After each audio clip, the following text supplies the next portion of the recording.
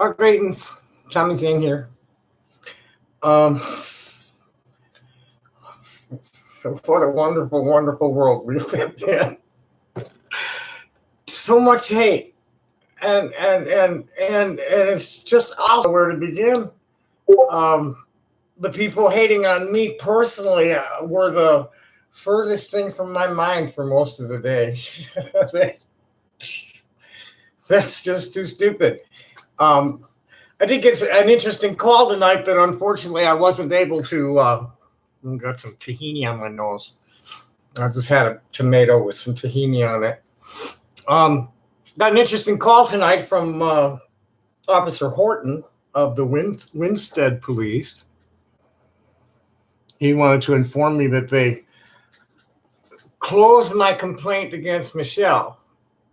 Now, and I told him, okay, I figured that was going to be happening because I wasn't complaining about Michelle. I was complaining about the people exploiting her and exploiting her platform and exploiting her gullibility to inside in Yukon. When I called the Mounties on her, it was like, hey, look, she's being played by criminals, and there's 3 criminal organizations involved. So it's like, well, we didn't, they can only, they can't. I requested that they listen to the videos, read the chat transcripts, and pay close attention to what people like Millennial Turkeys were feeding her with. And all those other happy chuckleheads. And they agreed that what they were doing was not legal, but there was nothing they could do about it. Which is pretty much what I've been hearing from the Tucson police for years now. They've said it from the beginning that the best they can do is just chronicle the reports, just take the reports so that I'll have them if I hope that this latest escalation, I'm going to be sitting down with Sergeant Peterson in the morning.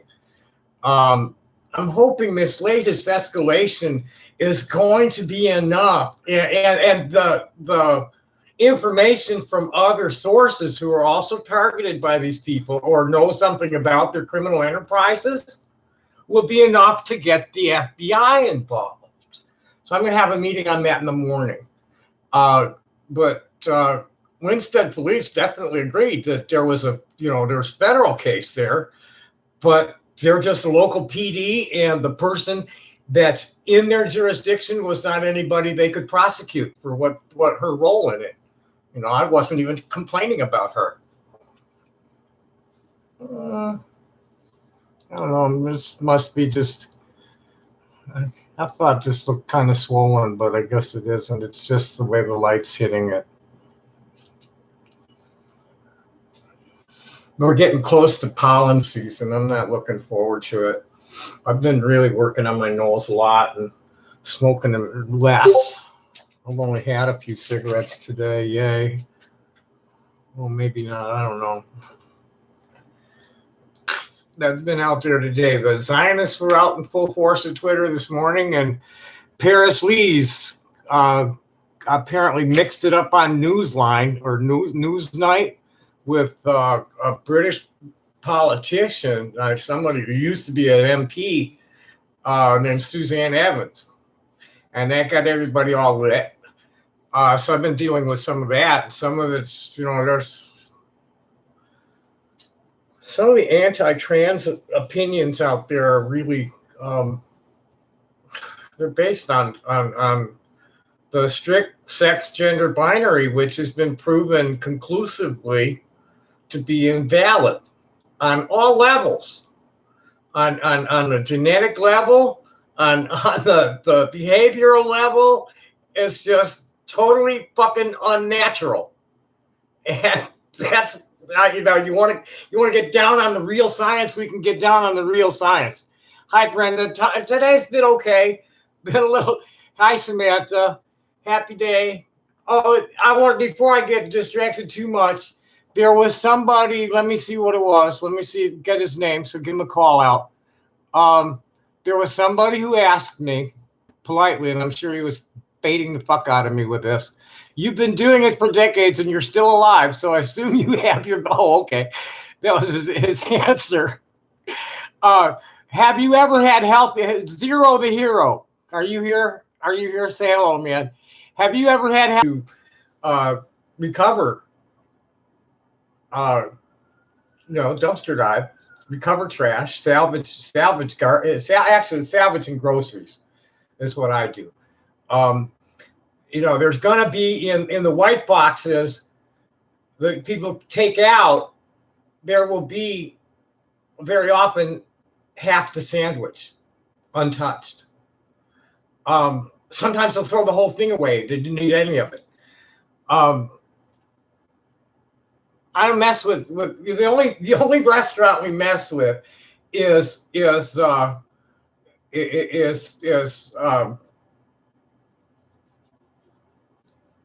Panda Express, because they throw it all away in white boxes. So I get in there, I get into the trash, and I start grabbing the white boxes that still have stuff in them.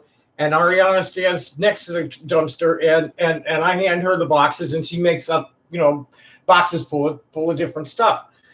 And we usually get a couple of days worth from that. Now, as far as the guy that first turned me onto it, he told me, he said in 35 years, he hadn't ever gotten any food poisoning except when he went to a restaurant twice.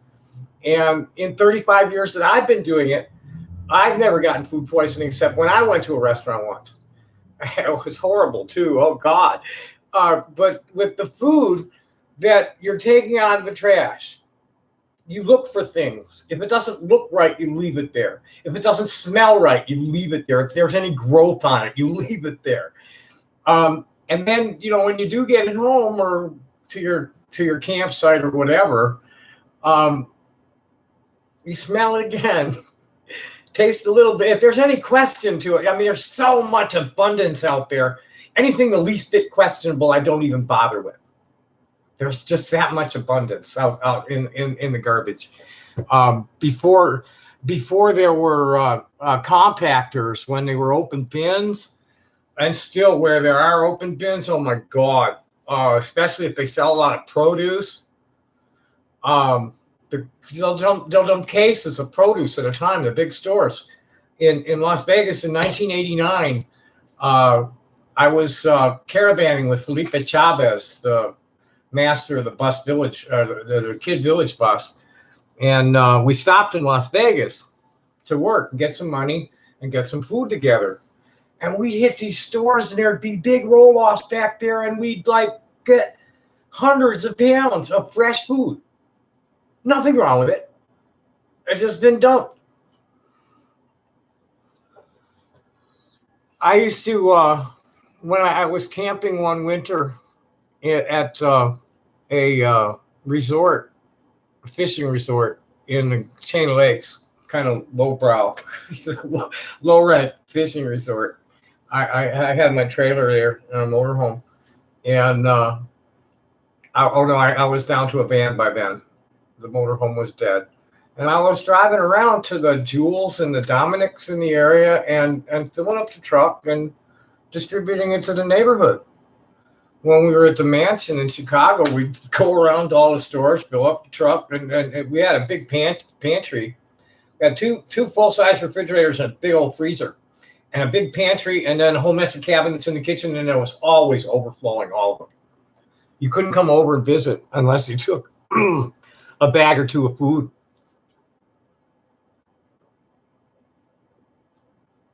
Okay, let's see who's saying what. Hello, Israel.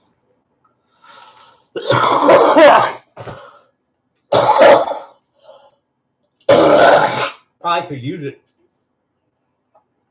It's been dusty today. I've had a lot of trouble. These people want to call it COPD. They ain't paying attention. My lungs are working fine. They're trying to clear it here.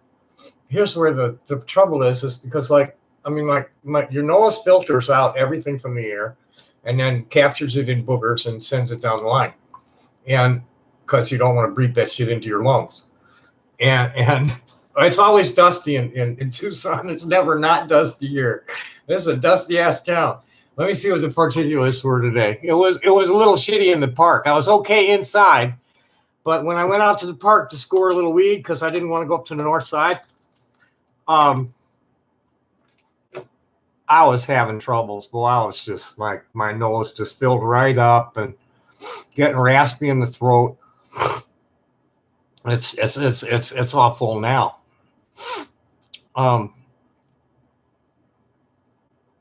What was I looking for? Hello, what was I doing? Oh boy. Oh, I was looking for the particulate level today. Hello. No, sorry. I'm not playing in that. Go call them people at the Discord server. The particulates, I'm really not looking forward to the pollen because the particulates have been bad. When they're both up high, yeah. I had to go when I first got here. I was walking down the street and all of a sudden my throat just closed off. I just barely made it to the hospital, and I had to get a shot from them. What did they do? I forget. Oh no, that's right. They stalled me and I had to clear it myself. Oh, it's terrible. I was wanting the epi shot, but I couldn't get.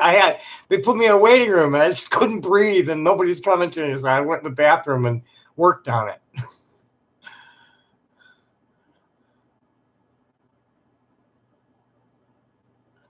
Okay, too stoned.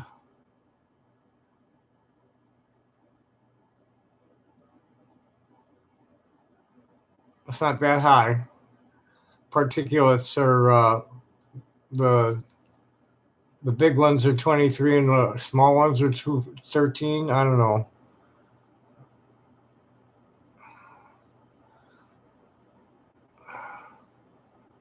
The ozone's like 44, which is considered. It's all in the green right now. The best for the whole region. Where the fuck? Where's Tucson? Oh, let's see. Here.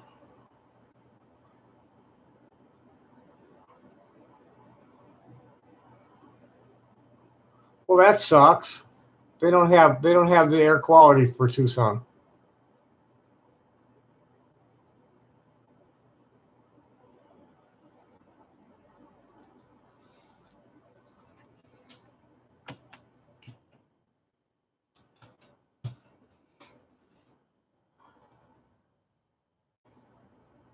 Well, that sucks. I swear there was some site. I guess it's not air now, which is government's.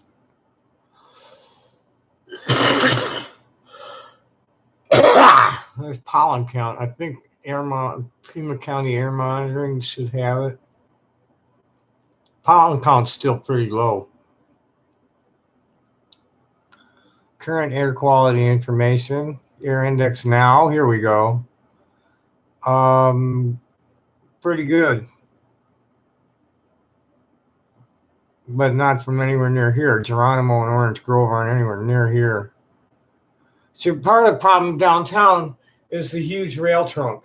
It's just the trains just kick up a lot of dust, lots and lots of dust, and we're right in the center of the vortex, so it all ends up here. You know, it's a valley, and the weather most of the time is coming out of the moisture in the air is coming out of the northeast, moving to southwest, and then swinging back around because of the mountains on the south and west. But the main airflow might be coming up from the southwest too, because we get a lot of weather from off the Gulf, but it doesn't come into the valley. It swings around the valley and then comes in through the gap between the Catalina Mountains and the what are the other ones? San Jacinto's. I forget what the ones south of the Carolinas are. But I've been watching the weather for 5 years. It always comes down right through there. It's like a pipe.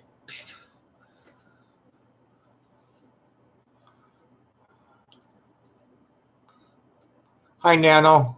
Hello, Ross. So I take it my sound's okay. I had, we got the Mexican guy to come and bring me a. It was a really shabby dime bag that he tried to sell me for 15. I mean for 20, and then backed off when and backed down to 15. And I didn't want to hammer him too hard, and so I gave him the 15. Can I drag you in? Join the conversation on Hangouts. Let's see what's up. I should close some of this shit down first. I'm getting too much stuff open.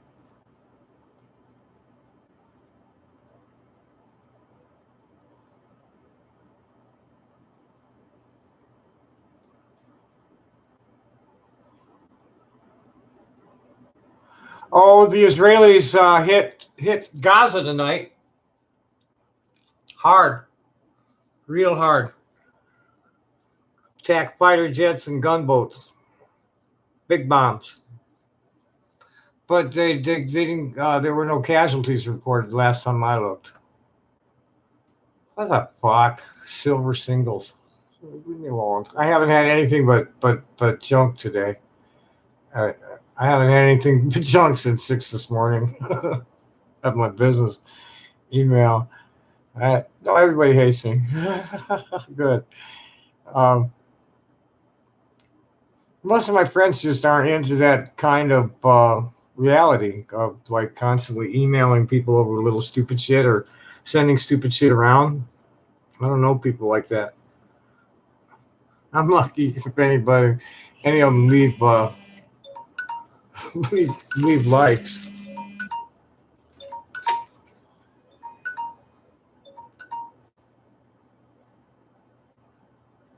Hello. Hello.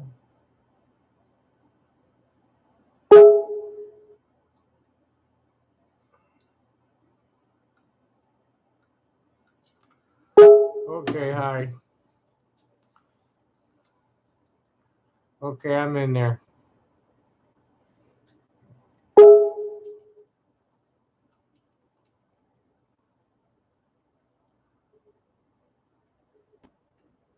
Nobody's got no videos on. I don't hear anybody. Yo, what's going on? Hey, Jane. Hello. I'm rolling a hooter. So what's been going on? Oh, mostly like truth bombing haters. This is probably the best way to describe today. How do I do it? All right, am I here? All right. Yeah. Okay. All right. The Zionists were at it early, and I've had to respond to some that were just running off. Wanted to argue. They wanted to debate, and they were being polite. So I had to respond to them. And then Paris Lees, who's like one of the leading trans activists in the UK, got into it with Suzanne Evans, who's a former MP, on a show called Newsnight. And Evans this morning, I don't know what, it happened a few days ago or so.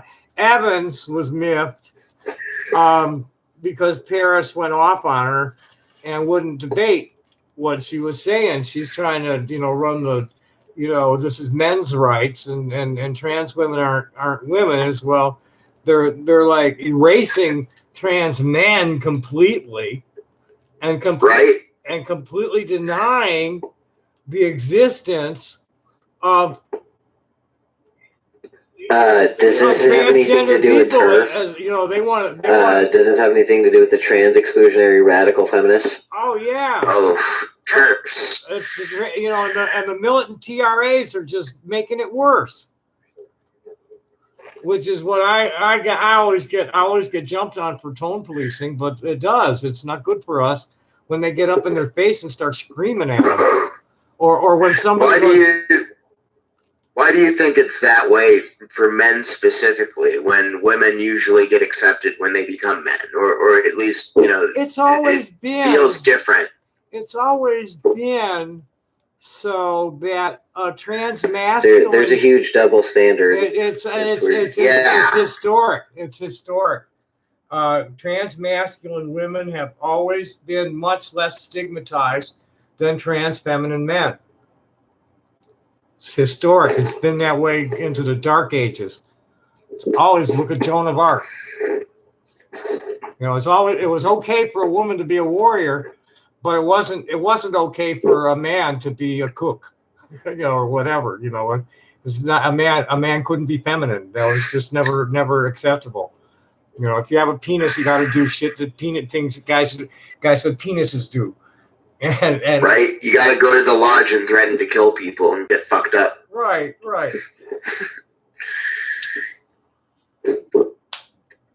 You know, I guess it's all about fitting in or something. Huh? Yin and I guess yang? it's all about fitting in. Fitting in? Well, I have a favorite quote from Aldous Huxley, if you guys would like to hear it. About Ooh, I love him. Brave New World. And then you find out, you find out at the end of the book that he had access to all the knowledge and all the history and all the religion. And he's like, nope, fuck it. People aren't smart enough to deal with this. Was that him or his brother who went out dying with an IV drip full of acid or LSD?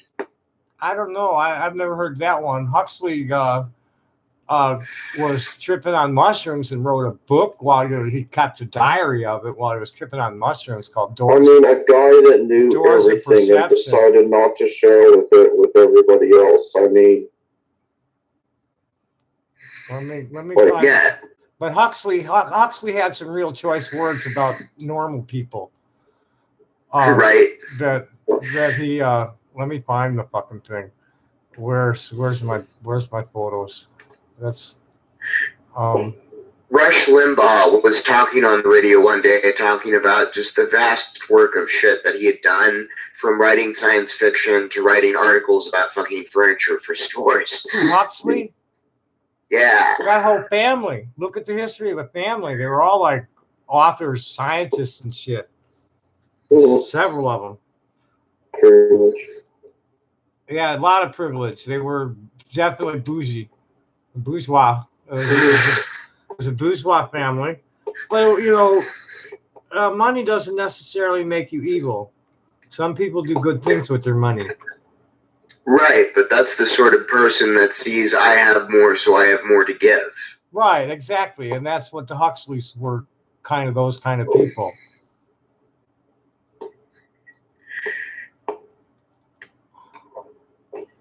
Hello. But anyway, continue talking about the TERFs. I don't actually know too much about that. I don't either, to be honest. It's nowhere near as intense in the States as it is over in England right now.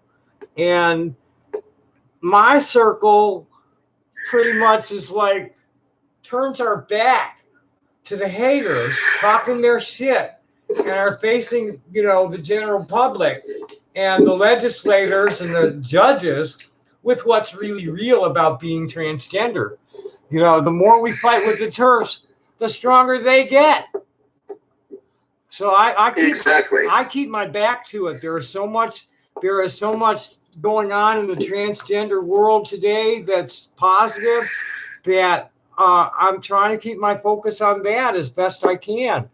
I'm living in one of the most queer-friendly cities in the world. People, you know, I don't have to explain myself to fucking anybody. If they get it wrong and I say, no, I'm not a guy, they're like, oh, okay. And a lot of them apologize. Right?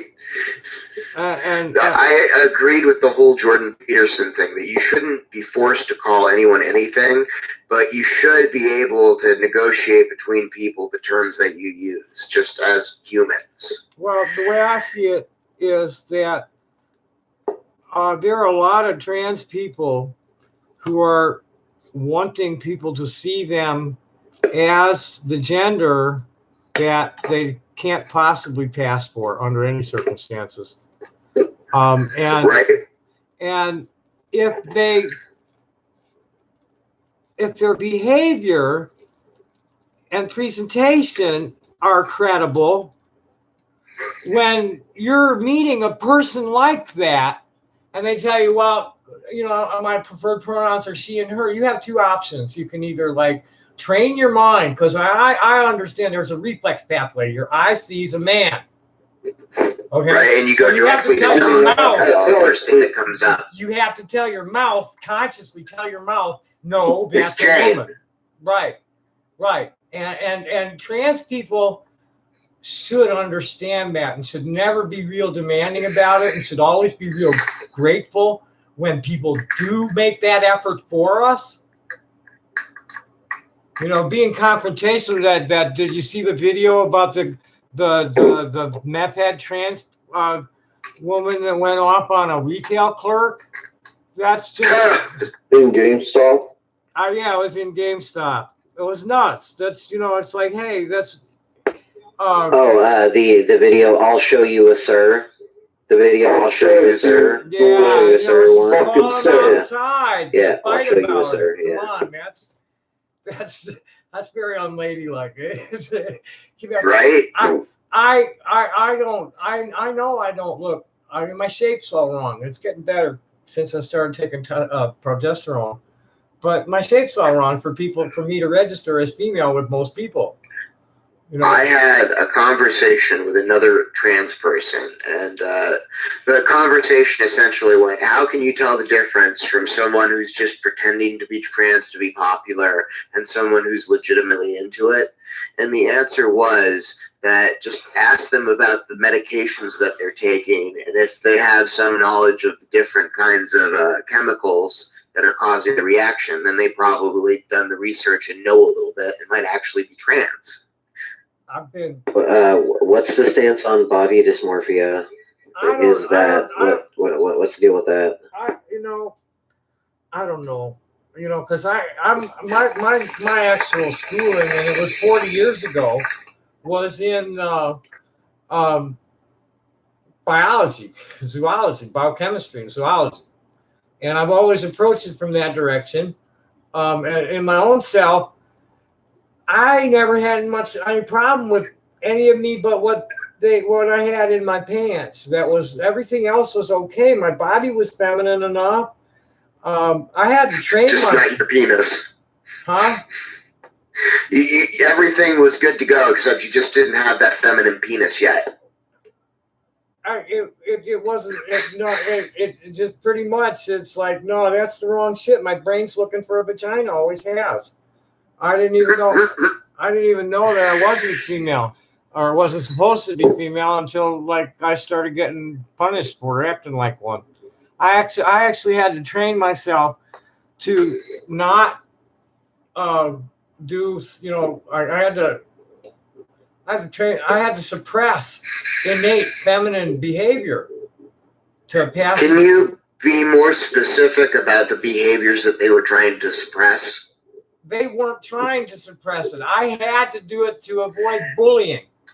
Okay, hold on. Let me re-say that. Can you tell me specifically some of the behaviors you had to suppress in order to survive? Oh, absolutely.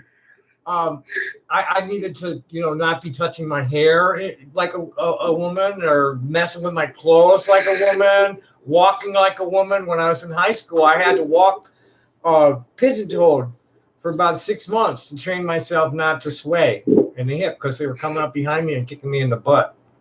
And I wasn't allowed to act the least bit feminine by my family. You know, it's a military-industrial family. I grew up in farmers and factory workers and shit. And all of them went to war. So I wasn't, I had to be a good little Jap. I was a Jap SOB, Jewish American Prince, son of the boss. Fair enough. I haven't heard that variant before. Yeah, no. I got something to say. Like, what's the whole thing with virtuous pedophilia?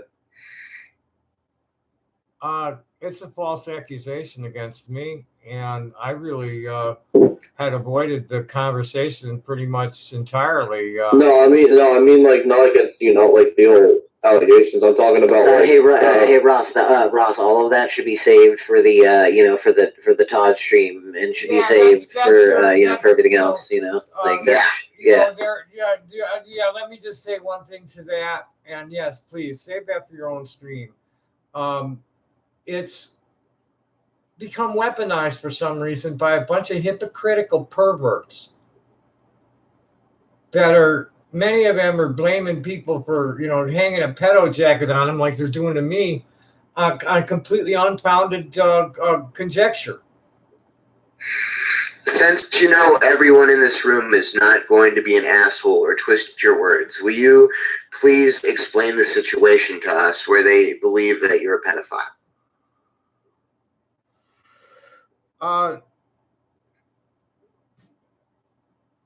There was a weird scene in the gold mine. I was living with a woman in a studio apartment, a walk-down studio apartment, a garden apartment. Okay. At Navy Street and on the West Coast or the East Coast, there's Navy or Street, nothing matters. There's Venice Beach, 1 block off the beach, 1 block off the boardwalk. And I was living with a woman who was in her mid-20s. I was 28 at the time. She was 26, and she had a 4-year-old daughter who was the one who picked me up and brought me home in the first place. I was out busking down on the boardwalk, and the kid was... Okay, and that's playing music for money, right? Correct. Okay. The kid was dancing, and Mama come up, we're talking, and yada, yada, yada, take me home. And we're sitting there talking, and it's time for the kid's bed, and she's like, well, are you going to sleep with my mother tonight? And we just kind of looked at each other. It was like, well, hey, kid, we hadn't quite got that far in the conversation yet. Right. So I was there a few weeks at least when this young woman who had been pretty much living on her own, making her own decisions since she was 9 years old. She was the daughter of a couple of abusive college professors she didn't get along with at all. And she lived in the street most of the time. And she had been, from the time she was 9, she had a home. What's the term, emancipation? She never did that, because she always kind of like, when things got too shitty, she'd go home and take that shit for a while.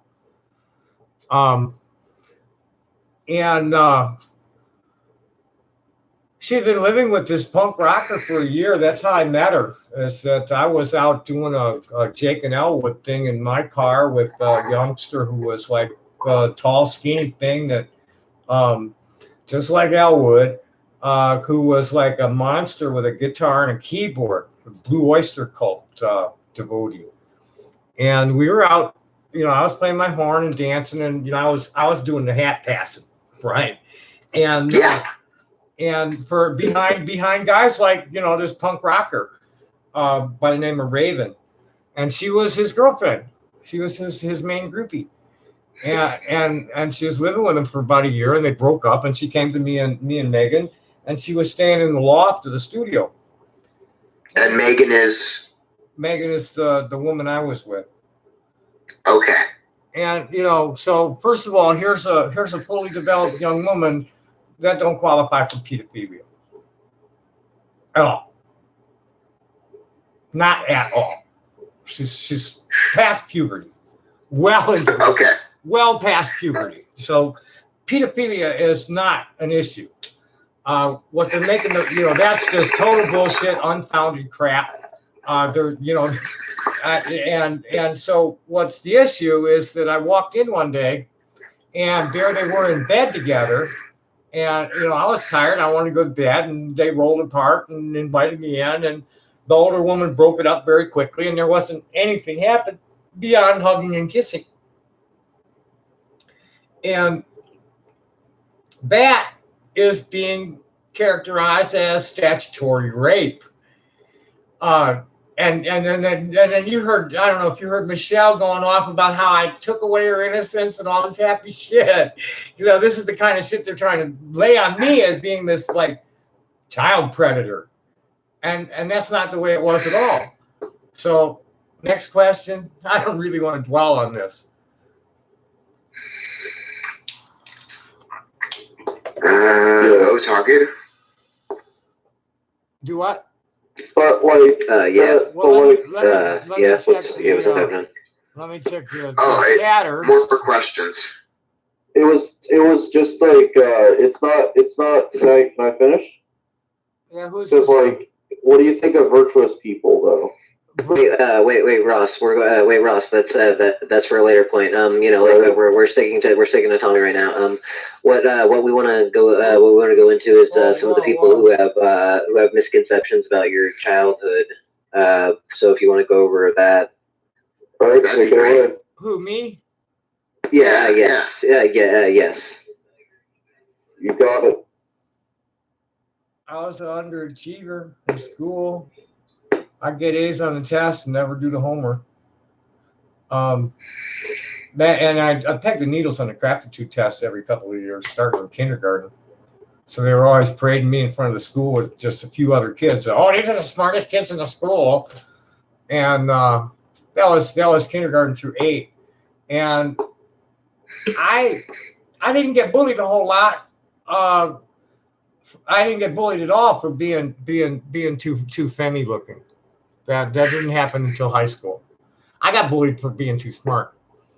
I had to fight my way back. Well, when you were in school, was long hair and all that stuff wasn't that popular? Not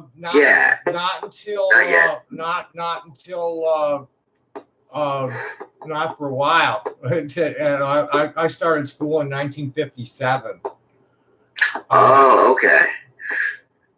So that's still all picket fences and white mailboxes and shit. Ozzie and Harriet, happy days and shit. Yeah, and short hair. Yeah, Leave It to Beaver. Boys were not allowed to wear their hair past their collars. If they wanted, there was, they could grease it up and, pile it up on top in a fancy pompadour and shit, but not past the collar. And the ears had to show.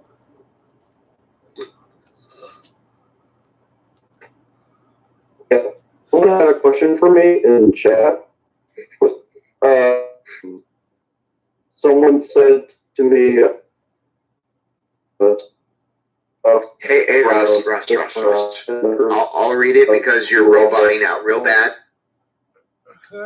Ross, you are here. Since you are here, I want to say that you're better than Tommy. At least you are honest. I hope it's true that you have never hurt any kids, and if so, I hope you continue to fight your demons. Yeah, well, I never hurt any kids, and if you think I've been hurting kids, you've been listening to liars. No, that's what. No, he was reading out a comment that somebody. Yeah, no, I saw that. I was going to ask you guys who this was before I just like made him disappear. I don't need anybody getting. I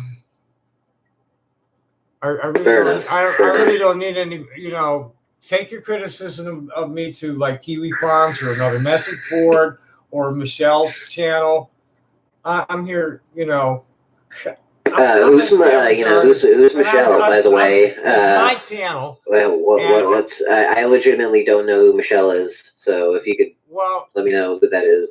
That's right. That's the topic of current importance anyway. I don't like to dwell on the past when I got so much shit going on in the now.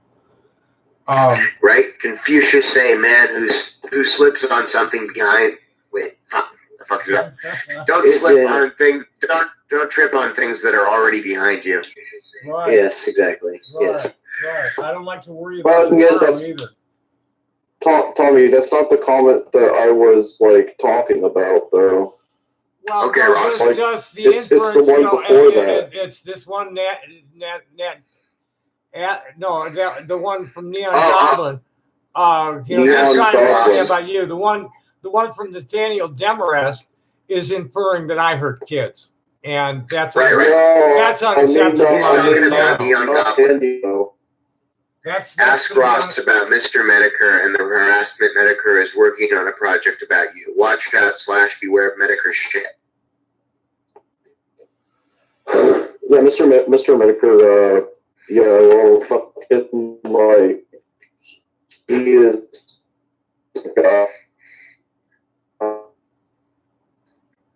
like, He's breaking up. all Yeah. this, I can't there's hear Yeah. him. be videos about me. I can't hear him. 4. Oh, Ross was just talking shit on Medicare and said that he did 3 videos on him, and then I reminded him 4 because he just recently used one of his breakdowns during a stream. Yeah, well, So, I've agreed to. Well, you want it first? Let's back up a little bit. Okay. There's an imposter, Tommy Tudor, that I would appreciate if people would report it because it's going on people's channels and pretending to be me. And that's what happened with me. What type of things are they saying? Are they going on live streams? What's their... Just like all sorts of racist, sexist, perverted shit. But there's let me get the link for you all. I appreciate it, people. Jesus Christ.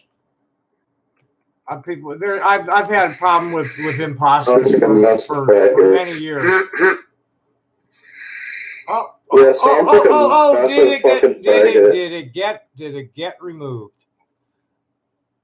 Would somebody please search for my name, Tommy Jane Tudor, and tell me what comes back? Just Tommy Tudor itself. No other. At YouTube. Sort of, at YouTube, TOMMIE JAY. Okay, at YouTube, not. And yeah, just on YouTube alone. There was, we've been complaining about it. There was an imposter. It's not coming up for me now. Yeah, but like, here's the thing, right? Is Medicare has just been paranoid from one video I watched? Yeah, I don't get fucked, dude. Like, they're like, it's all out there. I mean, like, it's I thought fucking Medicare, like. I thought he told me that he felt that you weren't, that you just got like dealt a really bad lot, and Right. weren't a horrible person at all, and so you're just a kid with said some funky ass things. Big fucking deal.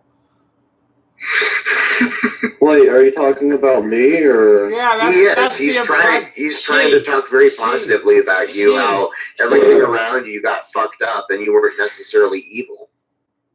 Well, to everybody else, Jonathan Ross is evil. So. Who's this that keeps calling me he? Who's that speaking? I'm not looking at the. I'm not a he. Him, please. And I won't. Ross is referring to himself in the third person. No. There was somebody who was talking about me. If that was me, Jane, if that was me, Jane, I'm sorry. You're the one. Thank you. Who are you? I can't see who I'm talking to right now. It's the Doc. Doc Holiday, John. Okay, you're John. And Ross, I know that voice. And who's the third one? Is that Anon? What's your name? Yeah, I'm Anon. Okay. So now I know. Hey, some guy asked you, how do you roll a cigarette? With practice. A lot of practice. I guess we can put the camera on it and I'll roll one for him. But Jane, if I accidentally say he or something like that, you know I'm not being a dick. Well, we literally just talked about that. Yeah, right. I know that. Yeah, but there's a certain break point where it becomes evident to me that you're just not really making the effort. Okay, that's fair. No, I'm the first one to admit that I'm not what you'd expect out of any woman, because I'm not one. I'm a trans feminine man. This is me naturally. For me personally, if I use the term dude, it's usually just colloquial. Like I'm referring to the entire group. Like if I say hey dude, you know, like I don't necessarily mean. Yeah, You know. I understand certain So- things, but so yeah, you know, I don't like. You want me to call you ma'am or? No. Okay. I just If I'm wearing a like Jane. uniform, if I I'm, just if say I'm in a Jane. uniform, you need to call me ma'am. Come to attention and salute. But right now, I'm not in a uniform. I'm Tommy. She, her sister. Okay, I can deal with the hey sister. Sister. Miss Jane helps people get used to it. Because I'm not really. I'm a Miss two-spirit. Jane. Okay. I'm a Miss two-spirit. Jane. Thank you. I'm a two-spirit. Can I call you whistleblower since If you that's like a that's like kind of a cool, you know, like Nixon Watergate throwback. Well, you know, I like that. That's my personal handle. You know, I've been Yeah, I like it. Yeah, I like that. Whistleblower. Yeah, I'm the Yeah, because whistleblower. I like that because it's, Tommy you know, the like, whistleblower. Tommy Tudor the whistleblower. yeah, it has that kind of, you know, cloak and dagger stuff. I like that. Well, I didn't even cloak and dagger. I'm the boogie woogie bugle girl. I told someone, I tweeted. Here's a tweet from earlier. I should read this whole string for you guys. You were asking about turfs. Let me get back into that string and read some of this shit. This is a pretty intense conversation.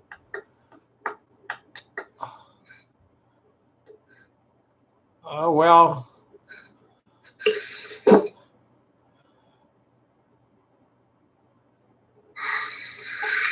Uh-oh. Yeah, I don't want to get into Miss that. Jane, But I'm watching your YouTube channel with the sound muted, and how you're moving and your lips and stuff is just slightly off, like half a second.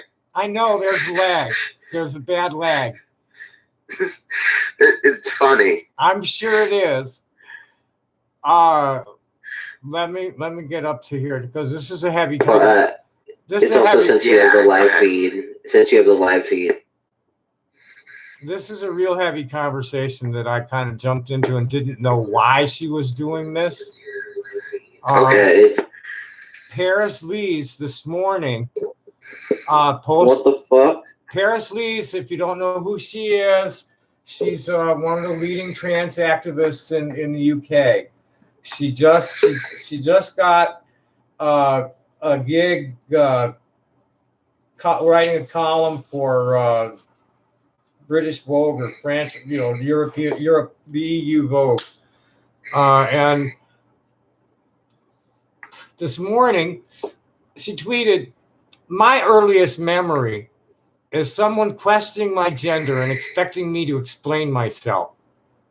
People have demanded that I respond to their ignorance and prejudices about who I am and what I need my whole life. To the TV producer whining that I wouldn't do his documentary, I don't owe you shit. I'm taking a day off today from worrying about being nice trans person and what people in the middle might think. Constantly demanding that trans people engage in your debates about who we are and what we need is one of various ways in which trans people are oppressed.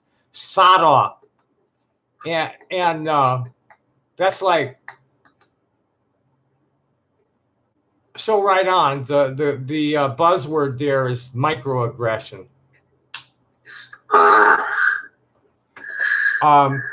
And before the sounds like you're shutting down debate crowds show up, I've literally devoted my life to trying to raise awareness about these issues, as well as engaging in what must add up to years in my personal life, explaining myself to people who are not trans. Don't try me. So it's like, I've been following her for I don't know how many years. There's a bunch of them. Jenny Boylan, Jen Richards, Carolyn Cossey, a lot of them. Lynn Conway, that's my old baby. She's the queen of the transgender world for real. As far as, you know, the one who's done the most significant work for humanity. as far as her patents on microprocessors. You know? Oh, interesting. Yeah, Lynn Conway, look her up. Xerox fired her when she came, or IBM fired her when she came out, and Xerox let her transition at the Palo Alto Research Center. And she holds some major patents, and she got fucked out of something by IBM, or I don't know, she didn't get proper credit for something, or she was on a team and Xerox owned it, or something like that. What's all that noise? Dropping shit? Real quick, Anon, can you unban off of that? I don't have anybody banned.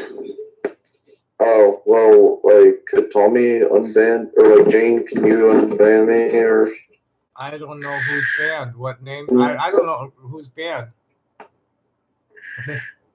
Ross Rice, like, I think I'm blocked. Okay, I want to pay some. Try to type in chat.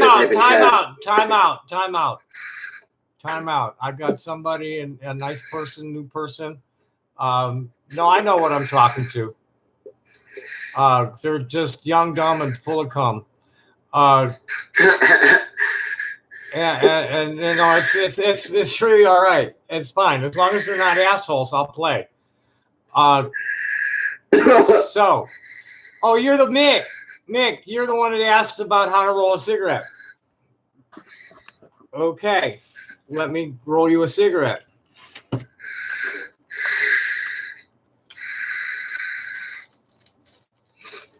And who I am, I'm known to the Grateful Dead family as Crazy Tommy Tudor, and those who actually know what went down, it's because I got in between the family, a child of the family, and the cops at Kaiser Auditorium, and several other little things that happened in the space of a short time.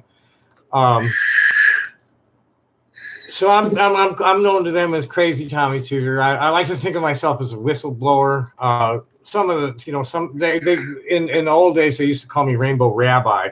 Some people. And okay, here's my message. Oy vey, Rabbi. Oy vey, Rainbow Right. Rabbi. Yeah, right. Here's my message. Shut it down, or else the Goyim will know how to roll a cigarette. Yeah, right. Well, you know why they invented Gentiles? What? What? There had to be somebody to pay retail. Okay, now, Nick, well, let's concentrate on roll. This is the roll a cigarette tutorial. This is a Tommy Tudor tutorial on the fly. So we have a paper. Notice where the gum is. Okay, you want to put a little fold in the paper.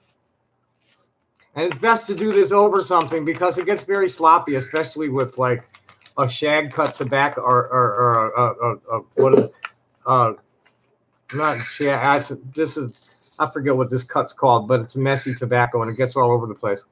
So you put some tobacco in there, and then you know it's all right here. Everything that makes humans special, it's all right here. That's where it is, right there. I notice I do a lot of shit with them, and they're hardly ever clean. That's part of me. You know, I dig in trash a lot. And there's not much trash around here to dig in, so I haven't been doing that much. So anyway, you kind of shape the tobacco, and then with your thumbs, roll it up and down a little bit until it starts rolling clean. And easy until it's, but don't pack it too hard. Don't be like really making it too tight, or it won't smoke properly. And then when you get it like that, just roll it up, give it a lick, and you have a cigarette. You might want to take the stuff sticking out of the ends out of it. Well, I don't like the looks of my hands at all. I haven't washed them in a few hours, like several hours, like since this morning. I don't think they've been in the water since this morning. Okay. Step away from the mic. So, Oh, I believe that was for me. I think my mic was just a little bit hot for who's the people. mouth? Who's the mouth? Hello, John. I think that John was, militant autist. You're John, right? I got. Or are you one of the? Is militant autist in the hangout? Oh, I'm not sure what they're talking about. Well, My name that you've seen is Tar Wrangler. No, this militant autist is a different person. If you want to be in, okay. If you want to come and join the hangout, you're welcome to.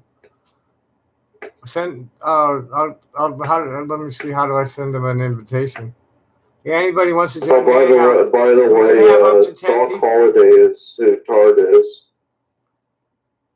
Doc Holliday is who Tard is. Yeah. Yeah. Okay. Yeah. All right. And Anon is Anon, and Ross is Ross, and well, my name is Ross Rises again, pretty much. Ross Rises again. Okay. Yeah. And Ross is an autistic phoenix. Autistic phoenix.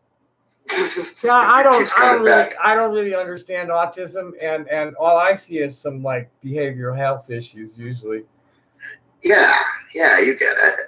I mean, like, what the fuck? It's like, and then usually the behavioral health issues are reactive to like mistreatment. I know that. I know that was the way it was with me. It's like, be nice to me. I'm cool. I think I'm somebody's textbook case of ODD. You guys know what ODD is? Go ahead and explain. Opposition defiance disorder. Okay, yeah, there we go. Fuck the cops. I know about that. If you believe someone's trying to fuck you, fuck them. Yeah. Oppositional defiance disorder, isn't that usually given to kids when they're a lot younger? They had me in isolation from the time they isolated me in grade school from the middle of 4th grade to the middle of 5th grade. I had all my classes my work was assigned to me by the school psychologist for a year because the teachers couldn't handle me. Fair enough. I was terrible. There were several of us. I was just like, it was such a strain on me to like do the guy thing, always. Do you want to hear a crazy story? Sure. Okay, there was this one particular teacher I had that was just kind of a bitch. Not much weed. What was that? It's almost empty. The bag of weed. Oh no! It's almost empty. But anyway, I was reading comic books one day, and then she comes in and then grabs them and then starts talking shit. Anyway, she puts it in the desk and then puts her feet over and be like, "Nope, fuck you, you're not getting it." I push her feet off and I grab my shit. Anyway, I end up going to the office, and she tries essentially filing a report on me with the police. But after she does that and she starts fucking threatening, she goes back, and then she comes to the room that I'm in and fucking grabs me. Is like, "Nope, I'm gonna watch you this entire time." Well, after I did this, anyway, my grandma and the people that came back with me were like, "How is she afraid of him so much that she wants to file a report on him, yet she's fucking grabbing him and pushing him around and telling him what the fuck to do?" And the fucking cop tore that shit up right then. Yeah. They didn't do that shit so much when I was in grade school. The cops, we never saw the cops at the school. Hardly saw the cops at the school or high school either. Everything was taken care of by the vice principal and a couple and his assistants at our schools. It was kind of like that, but there was a resource officer there at all times in case somebody got real fucking violent. This is before Columbine. But no, really. We're talking about the 50s and 60s, man. 70s. I was out of high school by 1973, and that kind of violence was just unheard of. You know, when I was a kid, gangbangers. I didn't try to blow my apartment up. What kind of stupid question is that?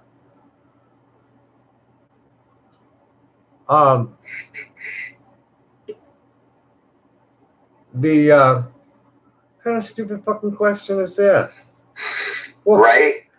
gangbangers. When I was a kid, gangbangers is like, you know, get into a little rumble and maybe hit each other with baseball bats and chains and break a bone or something. But hardly anybody ever got killed.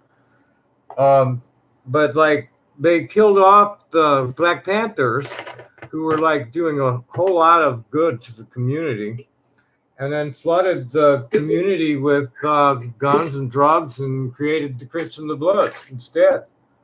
And all those old gangs went right along with it when the guns and drugs came in. Right, because of the money. Right. You know, it's the money. The kid's growing up and all this money. It's the only way they can get into that kind of money. And that was totally the banker gangsters' plan for America. We're gonna have a race war any minute, unless us hippies manage to like wave that flag enough to get everybody paying attention and like saying "fuck that shit." You know, that's what I find most sad about the Antifa and the current style of activists that we have.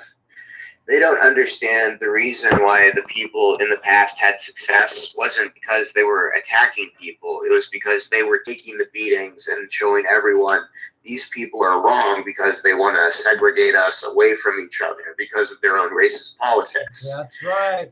That's it exactly. I've taken a bunch of beatings.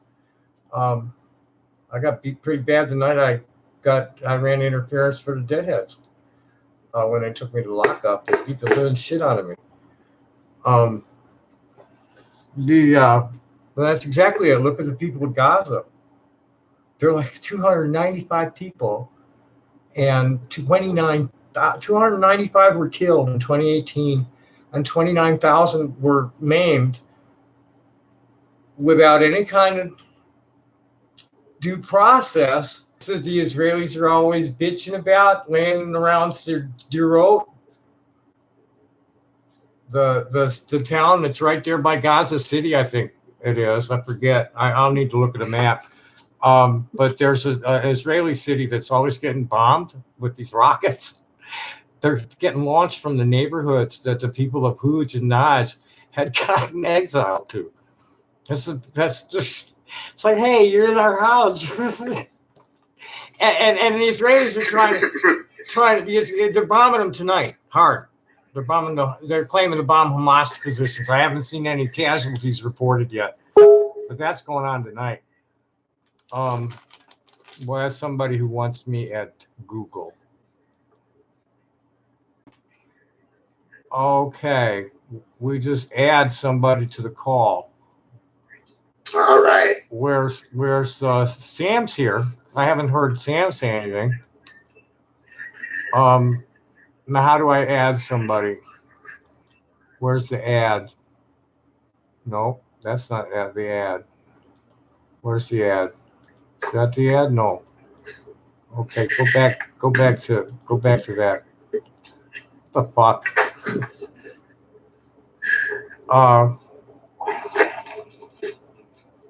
Here's the adder. No, that's not it. How the hell do you add somebody? Where's the ad? Didn't you start this room, Otaku? Do you have to add them? Oh, here. Yeah, I don't have an ad button. I just have a number next to the people in the call. Let me give you his handle.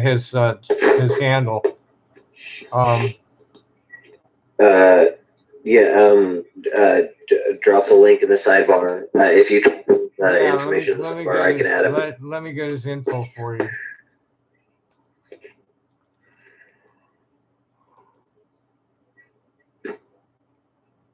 Come on. Come on.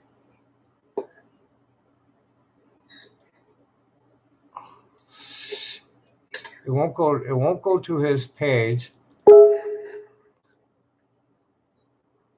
Shit. How do I get to this? Shit. I'm in the mail. I'm in a Gmail. I gotta go to Google Plus to find him. It won't give me. It won't. He's only in the Hangout. I don't have him as a mail contact. Send me your link, man.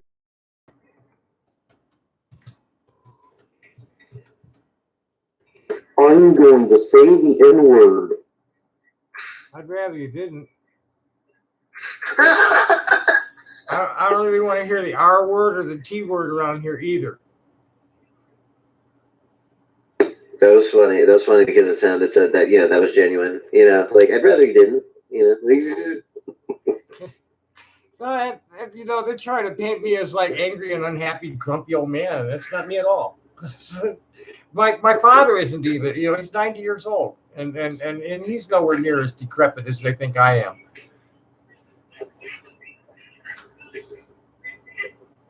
I give up on a militant autist. Swedish immigration. How do I feel about the fact that the bombs the Indians used against the Pakistanis were Israeli made? I got some problems with that. It was Israeli guns that committed genocide on the Rohingya in Myanmar. Exactly. Miss Wayne is welcome to JQ. And wait a minute, sister, Nick. That's just what I do for fun. I have a fun job. I deal in crystals and gemstones. I cut stone. Speaking of gems and stuff, what happened at the gem show? You showed me that video of that crazy, and was he a rainbow person? Is that what he was talking about? Oh yeah. There's a fellow by the name of he's a prepper from Arizona. He was living in Winkleman, Arizona. A guy by the name of Gary Perdue is the only person that connects to another message board, Kiwi Farms, and the Rainbow Family. Now, he claims that he was at a lot of gatherings between 1976 and 2003. Nobody I know knows him. And I know a lot of the founding people.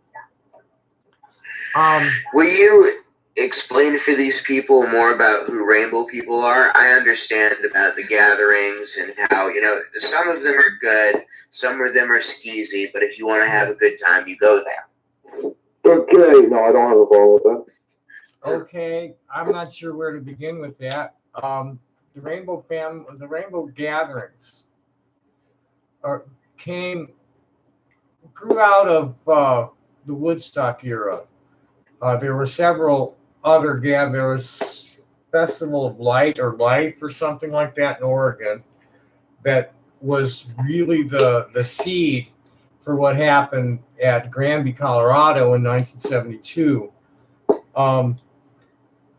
That invitation for that was put together by two guys, and I'm not sure who else was with them, but it's pretty much family history, and not just legend. This is the real deal. The guys that wrote the invitation to the first gathering were Barry Plunker and Garrett Beck. Now, I don't know much about Plunker's background except that he's a false prophet and that he's involved with Vietnam vets. How old do you Beck? He's involved with the Vietnam. He's distorted a lot of Native American tradition to suit his narrative. Do we have somebody claiming to be a Tudorologist? Because all these people who are claiming to be a Tudorologist are just like, fantasizing about what they want to see rather than what I am. They're all fucking fiction writers. It's fan fiction, all that Tudorology, every last bit of it. From the ED. Tudorology is one of the people. It's like I believe it's like the term Christorian about Christian. How they use the term Christorian. Orbiter. orbiter. I call them stalkers. So I'm kind of old fashioned.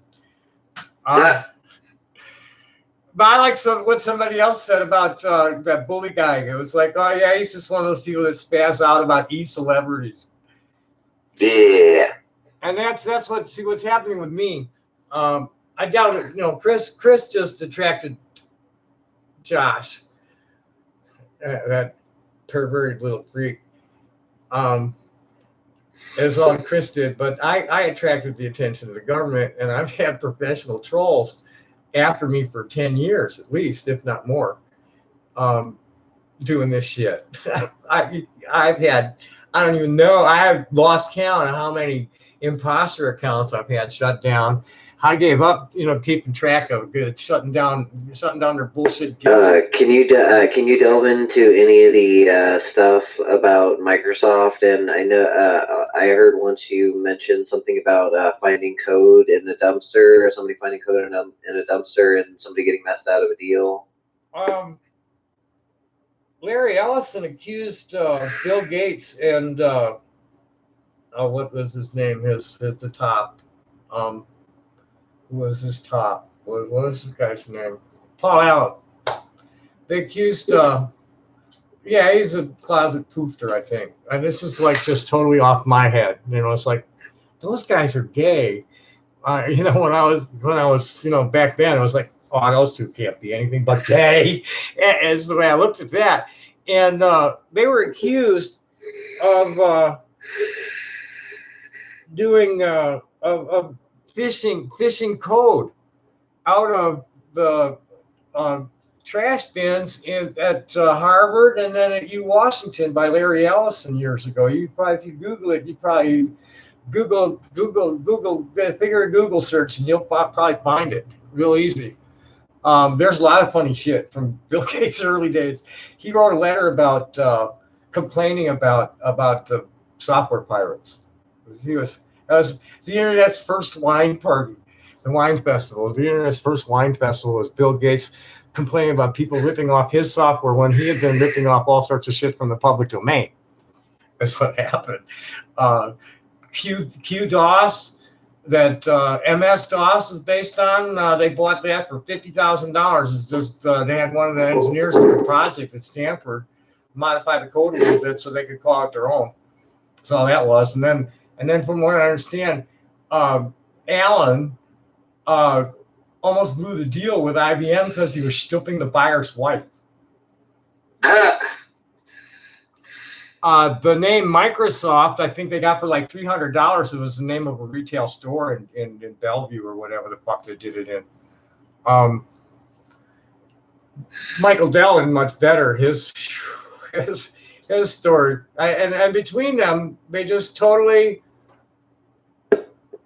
took all this stuff away from us, so that it totally compromises our privacy, and enriches them. When the internet was supposed to be free access, all you were supposed to be you have to pay for was line charges, and we weren't supposed to have to get a subscription with a provider or any of that happy shit. You just had a modem and had somewhere you could join, and you did.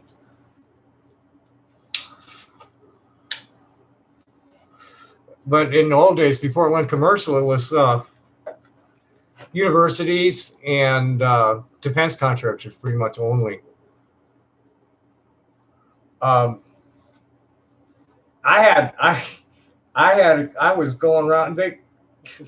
I went round and round with them for a long, long time before I finally tamed that fucking software in my own machine.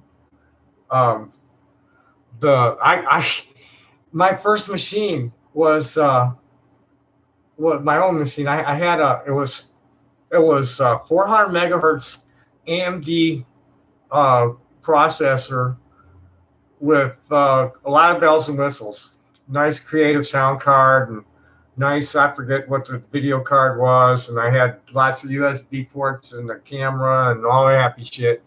But the bandwidth wasn't there on the dial-up to do anything.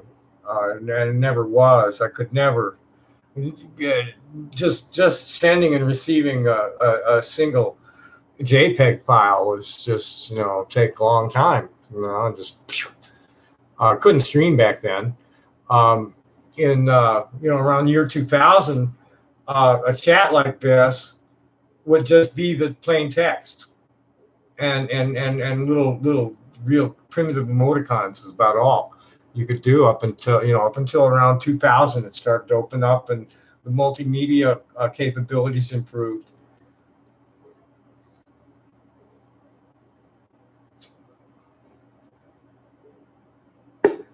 Yeah, getting back to Dan Garden, I got diverted from that. It's American bombs that are killing the people in Yemen. It's American bombs that are dropping on Gaza. It's American bombs that they launched a bunch of cruise missiles on Syria. That's American ordnance killing children all over the fucking world. Right, but isn't that essentially the grand play they do every time they want to fuck with someone? They'll just give them money and guns, pretty much, and then let it sort them out themselves. Pretty much. Well, they do more than that because look at what they're trying to pull in that Venezuela and Iran. They're totally behind all the heavy opposition to they're totally in that shit. Bush did 9/11. Opposition. Who did 9/11? Well, they all did. Hulk Hogan. Yeah, Hulk Hogan did. Have you ever looked at the nuclear bomb in the basement theory? He caused 9/11 by saying the N-word. Jesus, Ross. Yeah, let's. But yeah, I gotta be right back yet again. Hold on. You have to excuse Ross. He's with autism. Oh, hey, Dope Fish. Welcome. What's on your mind tonight? Happy day, man. Tommy, why did I try to blow my... That one never responded. Good, because I didn't. There was a circumstance, though, that I really don't even want to go into right now, but it was one of my Andy Warhol moments that the trolls haven't really found out about yet. So I don't want to go into it. And there was an element of bomb scare to it. An Andy Warhol moment? Yeah, one of them 15 minutes in the spotlight. You mean you almost got shot like that? The woman who tried to shoot Andy Warhol, like that type of thing? No, just my 15 minutes in the spotlight kind of thing. Oh, okay. His quote. No, there's a famous Andy Warhol quote that will all be famous for 15 minutes. Yeah, right. I've had 3 of those moments. And the trolls only know about one of them. They don't really know about the other 2. They say the same thing about women, that in your entire life you're ever only going to have the opportunity to find 3 women you truly love, which is bullshit, but it's a thought. Okay. Right. The thought that there is a finite number of people that could ever know you or love you is an idea that does exist and has some validity. I don't know. I've been loved by a lot of people, but as far as my life partner, I've never met anybody that was even close. Right? I had some wonderful relationships with women when I was still doing it. I had a cool high school honey and got laid in a rabbi's apartment, and I lost my cherry in a tent, but she gave me a case of a clap. She swore she was a virgin too. And my best friend was sleeping in a sleeping bag right next to us. Then I got laid by somebody in the rabbi's spare apartment at the Chabad house in Tampa when they were out of town one time, and I had a few decent ones. I didn't have a lot of them, but I had some interesting one-timers. I had a single blind date that I totally destroyed by accident at my favorite Greek restaurant. I ordered fish, and she wasn't ready for it to come to the table whole. That's the only blind date I ever had. I got picked up at a rock concert a couple of times.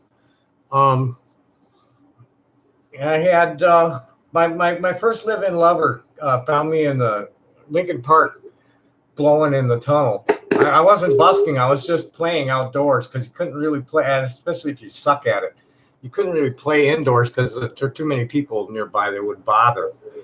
And I wasn't very good when I'm young. I'm not really that good now. I always tell people when they tell me how wonderful my playing is, and I'm so glad I can still fool people after all these years. That's great. I like to think I'm an amusing person. I stay smiling as much as I can, even when I'm pissed. When I'm real pissed is when you need to, like, if the smile looks a little bit too tight, I'm thinking about how I'm going to escape. If the smile's real tight, I'm wanting to get out of there, and I'm not, I'll knock things over to do it. Sometimes, I guess that's autistic behavior, But Well, kinda. Like, if you go along smiling and you're pleasant to everyone, you might be the only person that smiled at them and was kind. well, that's kind of the idea. I'm old hippie.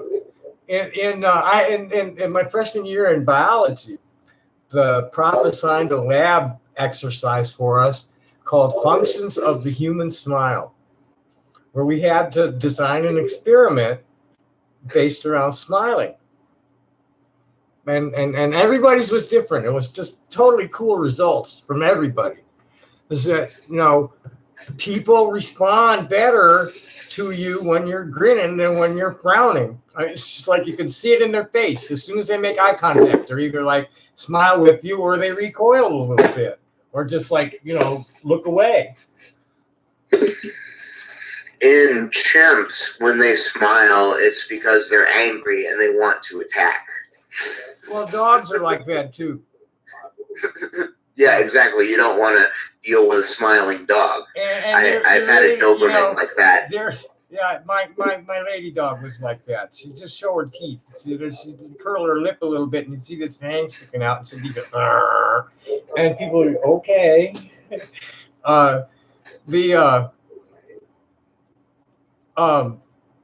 Look at men. Go look at some of them cowboy movies and shit. They're grinning when they're getting down on each other. Smiling can, everything's got its opposite. Smiling can be friendly and smiling can be angry. Yes, you can have a maliceful smile. Yeah, but it all, we're all one. Have you ever watched a David Lynch movie, Eraserhead, or anything where a lot of the characters just have these really eerie smiles, these really eerie, surrealistic smiles? No. They're very unnatural. No, but I can imagine.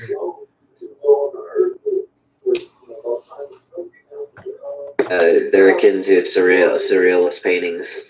This one's a hooter, and I'm gonna have to. That's the last one for tonight too. Because I only got one more for in the morning, and then I gotta go get some more somewhere. A lot of people love Dune, and I didn't see the movie. I never could read the book. The book didn't make any sense to me. The book didn't take me in at all.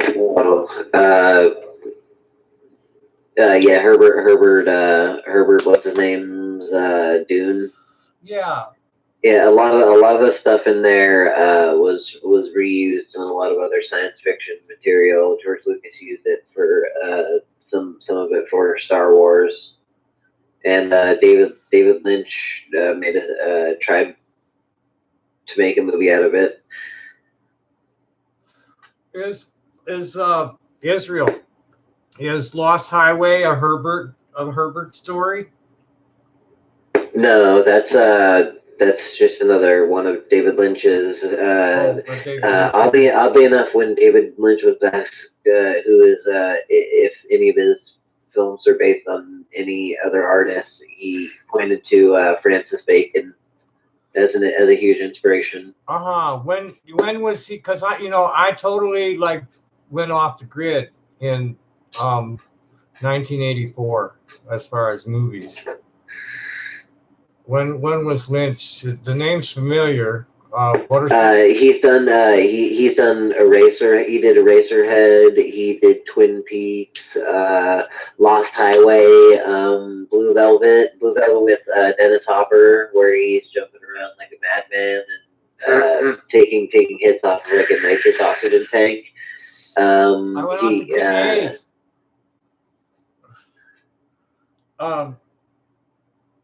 Okay, no, I got a picture. I haven't seen any of it. I think I saw a couple of episodes of Twin Peaks. In the 90s, the newer one or the one or when it originally aired in the 90s. I was totally like off the grid, pretty much from 1985 to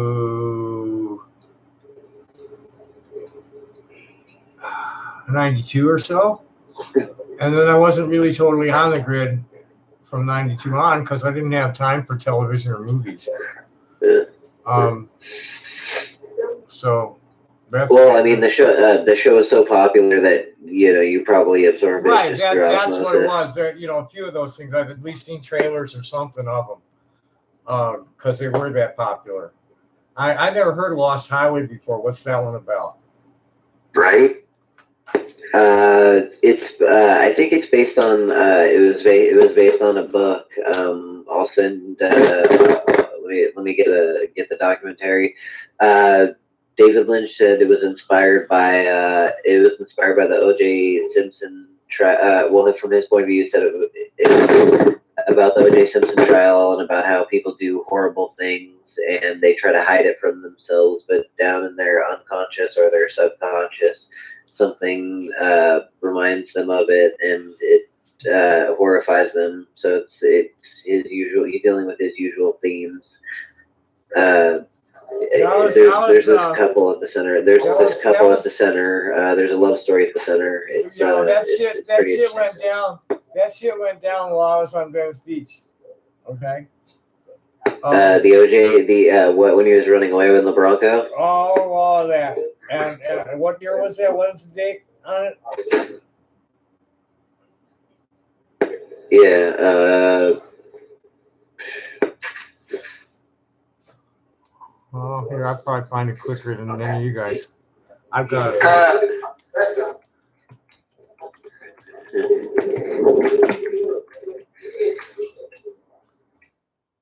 Getty Burrs, rise up. 1994. Are you? Okay, in 1994, I wasn't on Venice Beach. I was on the road. I was mansion years. I was traveling out of Chicago. So yeah, we probably watched that shit on TV because my partner was a couch potato. But like the word that we were getting from the jungle was that OJ didn't do it. He watched. They made him watch, and it has something to do with that. And the same thing happened to John Belushi in a way. Is they were making too much noise and they were too obvious and they were a threat to the supply line and they were taken out.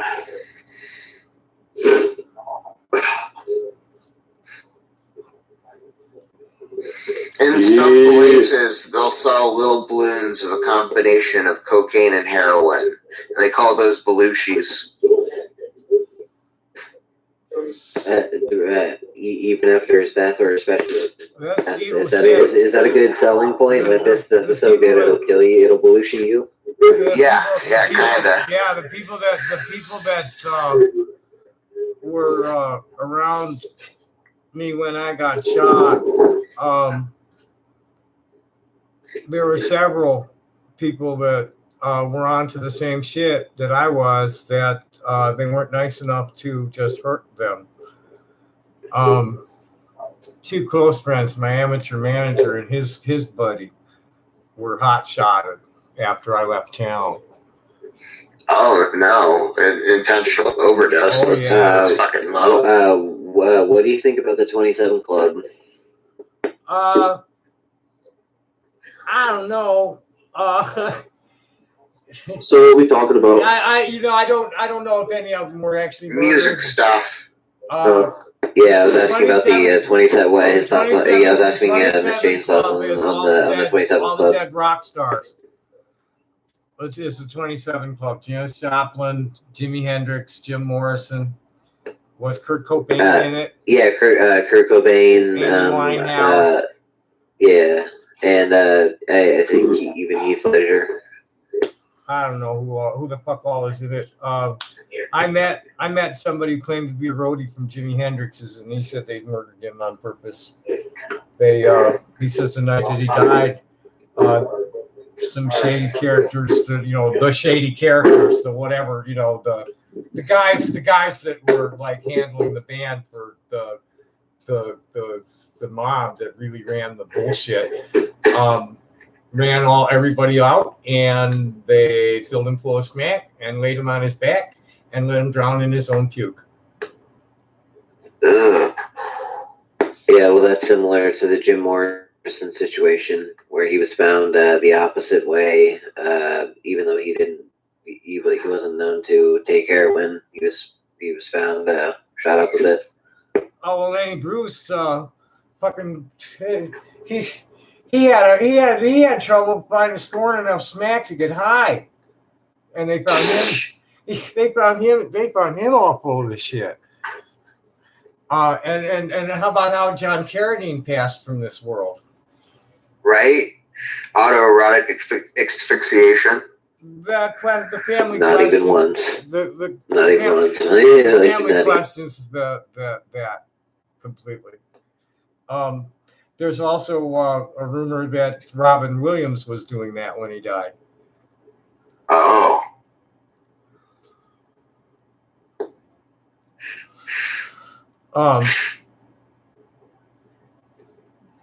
But it's that the celebrity world, I've watched it from the fringe for a long time. I was right up close to it in the 80s and 90s, just on the road and around, big time movers and shakers of the Hamp movement and all that. They at least weren't totally like insane Hollywood type. I had my brief. I had Bill Graham's ex-partner Marlon Atkins that was so crazy. He was worse than Graham. Have you ever been to the Bohemian Grove? No.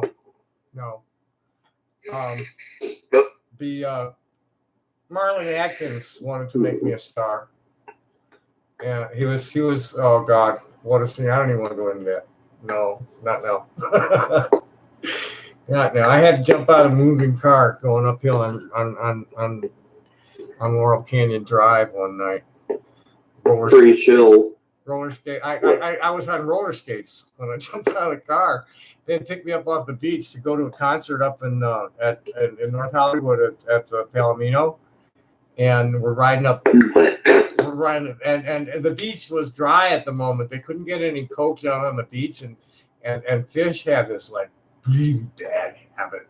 He'd get really angry and violent when he was jonesing for it, and the driver of the car, we were driving up Laurel Canyon Drive to try to go to some connection the driver knew about. And I'm sitting in the back seat with Tracy Gordy, Barry Gordy's ex-old lady, in between me and Fish. And they had picked me up off the beach. I was wearing roller skates. I kind of lived on roller skates that winter. The one time I took them off was when I was sleeping. And we're riding up the hill, and Fish is freaking out, and just all of a sudden, for no reason, I don't even remember why he started. I don't even remember what I said, and all of a sudden, he just started getting more and more angry. I think all I did was tell him, "Calm down, we'll find something like that." And he just started punching me across his old lady, and I'm hollering at the driver, pull over, let me out, let me out, and he wouldn't. He refused, and he's going 30, 35 miles an hour when I jumped out of that car, but I landed on my feet and skated down the hill. got back down to Venice Beach on my own and was like decompressing in this guy's apartment. And dude shows up pounding on the door telling me he's going to kill me. He's trying to kick the door down and kill you. So, well, I got the shotgun like right behind the door. If it opens, man, it's going to be pointed right where your face is. Damn. So he went downstairs screaming in the street for a while, and then the roadies, this band of junkies around the corner, let him in, and he went down there and trashed their shit, just totally trashed all their amps and everything. And this went on for about an hour. He's raging in the street, and about a half hour after it quieted down, the cops showed up. Wanted to find out if there were any bodies laying around.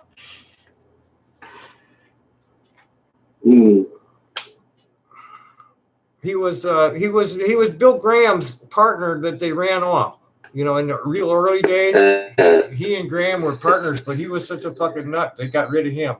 They could control Graham a little better, but Fish was totally out of control. So what's the story about you getting shot? Well, I was writing about the drug cartel between the piers. Yeah. Oh wait, that had to do with that letter that you wrote, where you said that they were pushing out all of the normal people who lived there, so that people who had a lot of money, who could buy a lot of smack, were the ones that were only able to live there. That's what was happening. Tony Dill, the producer, Dudley Moore's producer, that fucking guy was moving it by the suitcase full out of his studio right behind the Sidewalk Cafe.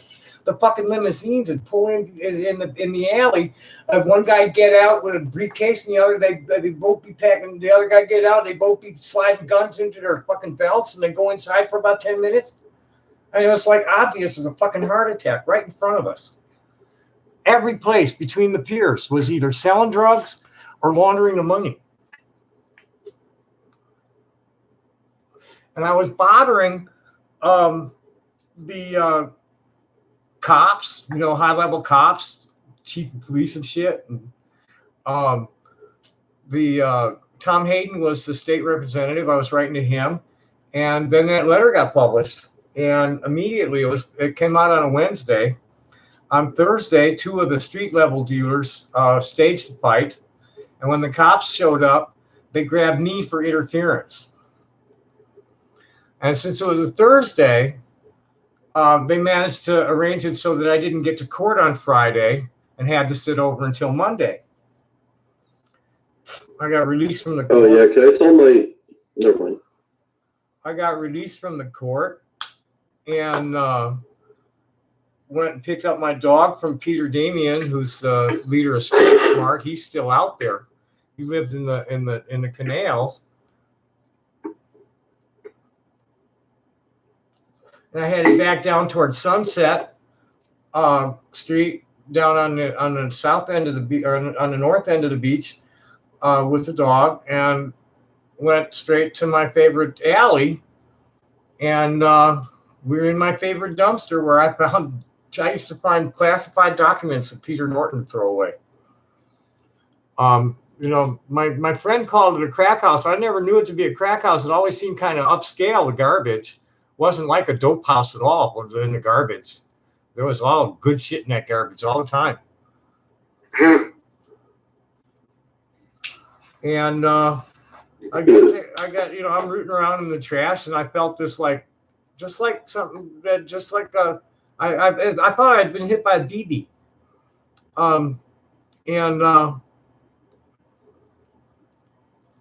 There wasn't even a spot of blood come through the shirt. Where I got hit until later. And then there still wasn't very much. All the bleeding was internal. And it was a Silence 22, and it wasn't moving very fast. It went in. I don't know, is the camera looking at me? I'm kind of looking at the browser on it. Hey, Tar.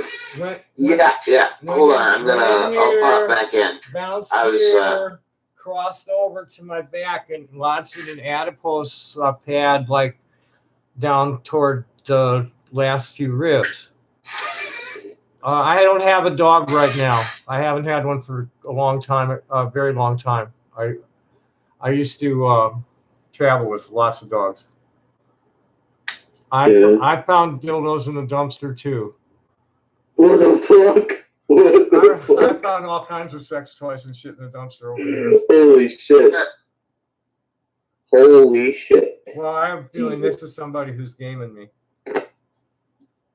Oh, like, can I tell my story at the YMCA? Like a bully, pretty much getting what he deserved. Go for it. Yeah. So, like, I think Anon and Tard already heard this story, but this is a story about how I pretty much fucking, like, how I fucked up this one bully. It all started when I went to the YMCA. And the thing is that, like, I wanted to make friends with this gang of kids, pretty much. And it was like an after-school program. So, like, these kids were new, pretty much, and, well, new to me, pretty much. And, like, when I was talking to them, like, they were just, like, they were just, like, you know, hostile towards me, and I was like, what the fuck? And, like, and then, like, afterwards, like, then, like, for no fucking reason, they treat me like shit. Like, you know, they alienated me from their group.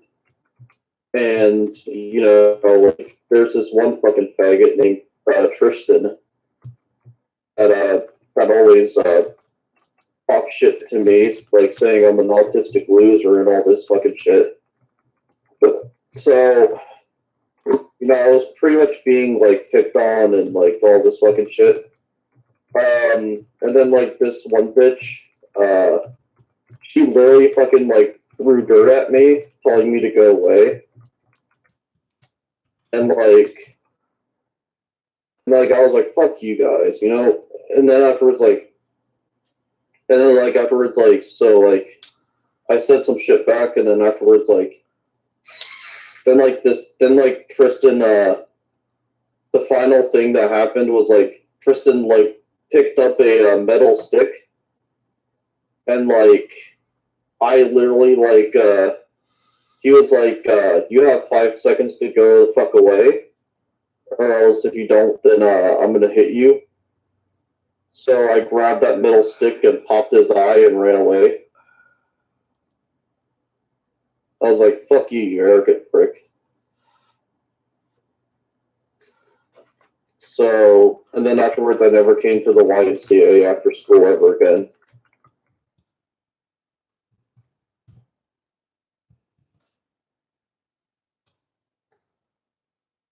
But yeah, anybody there? I'm just checking the Twitter. What do you think about what happened? Oh, I think it's shitty that you had to deal with somebody that ended up in violence for no reason. Like, it sounds like he probably got what he deserved, and if he didn't learn from his lesson, he probably tried to mess with more people. I mean, some people learn, some people don't. Yeah. I could care less what he's doing, because, like, he's just an insignificant faggot. So... Well, even if you feel like you're right when you did something violent to a person, you have to think about what you did wrong and how you could have avoided it. Well, think about this. You threatened to hit me with a fucking stick. What could I do? You were already in the situation. I'm not saying that you acted wrong that time, but I'm saying every time I've personally been in a situation of violence, even now that I think about it, you know, like I think about, oh man, you know, like, I didn't really need to go and, you know, fuck off these 4 people, but, you know, they were bullying me sort of deal, you know? It's like, where was I wrong? What could I have done other than just leave them? Because you can't always just fake a situation and go away. I mean, Tristan's one of those fucking faggots that act like they're one of the cool kids and they can, like, fuck other kids off and exclude other kids. So pretty much when he was like fucking going ahead at me, pretty much like the one that the fucking thing that happened was like he was starting to hit me with a fucking metal stick, and I popped his eye pretty much. Go ahead. Right. That's the part that like you could have just taken a good knee shot or you know like going for the eye specifically was a little bit dickish. Let me mute this shit that I'm in a loud call. I gotta find it. Okay. Can you guys hold it down? I've got a caller. Yeah, that's cool. Okay. Sure. Hello, caller. You're on the air. Yeah. Can you ask Ross about the bathtub? What's with the bathtub? This is a question that keeps coming up. Yeah. This sounds like a trans woman asking it to my ear. Oh yeah, pretty much like because I looked at a kid in a bathtub, so yeah. Well, Like you do, it sounds like something that they've just like gotten weird about their own selves in denial of some perversion of their own.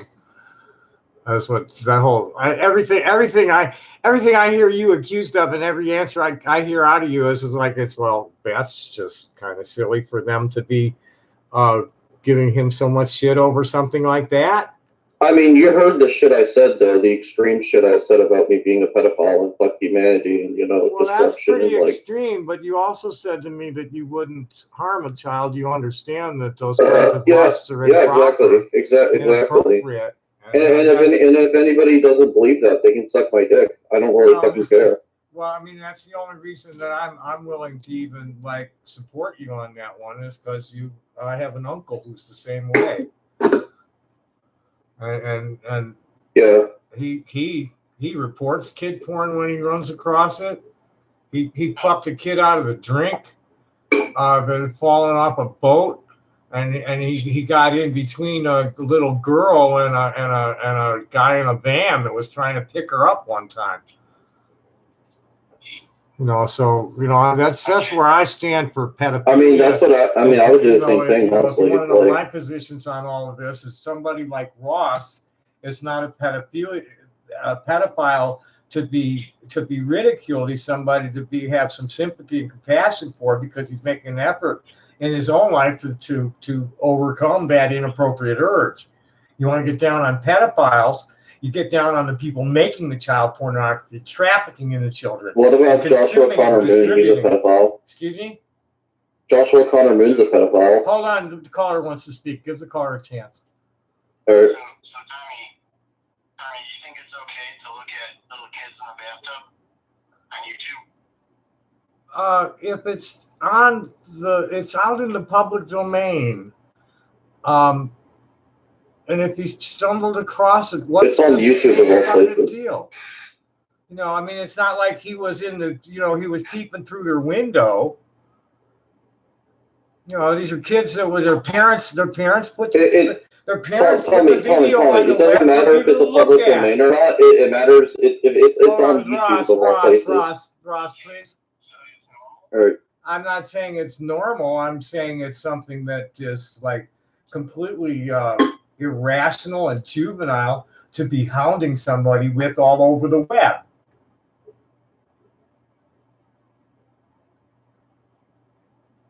Yeah, and plus I got Ross, taken into the hold on. All right, hold on. Hold on. Say again, Ross. Please follow my cue right now, Ross. Don't speak until I say, okay, Ross. Just zip it. All right, all right. Go ahead. So you got the floor, caller. If that's what you think, then I guess it's normal, right? And I'm not saying it's normal. I'm saying that to go and chase somebody around the web is indicative of you being in denial of something as bad or worse. Like you, like me? I'm saying why do you have such an interest in harming this person because of something like that? Why is it so important to you? I just wanted to know. Why is it so important to you to harm him for something like this? To be constantly trying to stigmatize him. I have been seeing this, ask Ross about the bathtub shit, coming up for a couple of weeks now. Relax. Fuck off. Goodbye.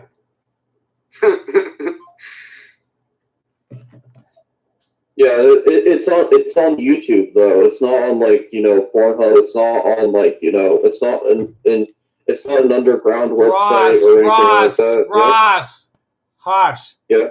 They're doing to you with the bathtub story the same thing they're doing to me with the Sabrina story. The less you say about it, the better. All right. I mean, that's just a you're feeding them. Stop feeding them. Yeah. I mean, that's all I gotta say, really. Good. Move on. Next subject. Seriously, Ross, I understand. Your friends understand. You have a desire for children. Big fucking deal. As long as you don't act on it. And you're saying you don't, and I'm taking you for your word. And I will defend your right to have that kind of a loss and not act on it, because that is behaving appropriately. I don't believe it's appropriate for them to be fucking trying to get you thrown off of websites or wherever the fuck they're doing to you. That's not appropriate. They want him homeless. They pushed him to where he has 24-hour attention, but it's in a hotel room where it's just him and this other person all day long. That's what this Parisho character is trying to do to me. He's gone on record. He's spoken about it to people. I've got screenshots of it. He's trying, and he's got nothing to go on except his perverted version of something that most people see as like commonplace and no big deal. I mean, at very worst, I would get like chided some. It's like not, but nobody goes off on, you're an unrepentant statutory rapist except fucking psychos. And these psychos are being paid to do it. At least the guys who are feeding, the people feeding the Kiwi farmers about me are DOD contractors.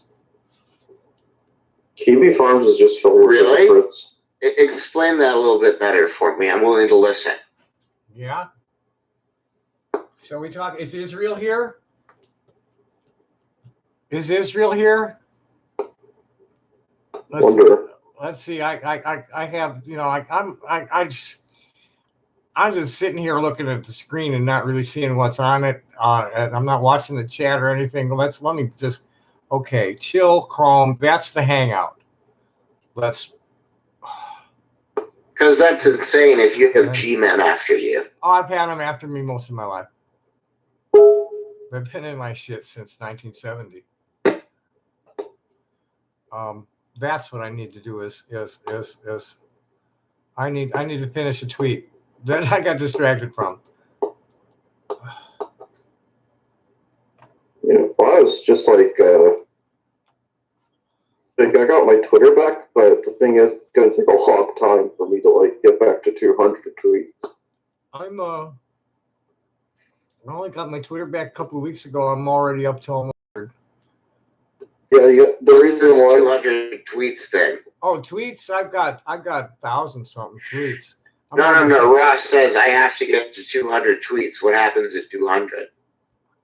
I don't know. Probably just imaginary goals. More notoriety, I guess. Notoriety. I go by what kind of feedback I'm getting, positive and negative. And as long as the positive's solid,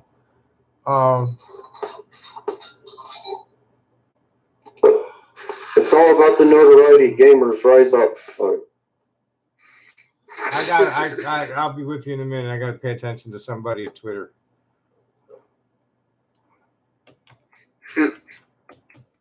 I just need some ethics in my gaming journalism. That's all, Ross. It's okay.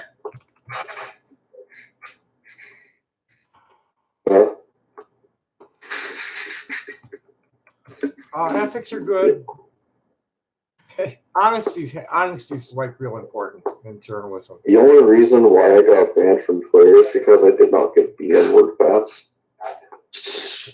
You didn't get what?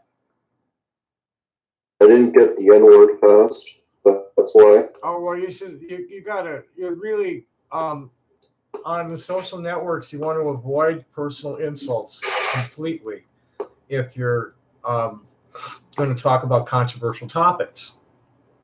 when you talk about controversial topics and you get personal about it, that's when people get blocked. You gotta, you gotta avoid all. Well, I got reports. all banned words you want to avoid. You really don't want to even use words like fucking shit too much. Mm.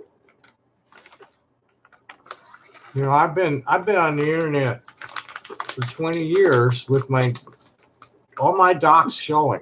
I've never hidden my docs. I rarely make sock puppets. Are you an internet veteran? I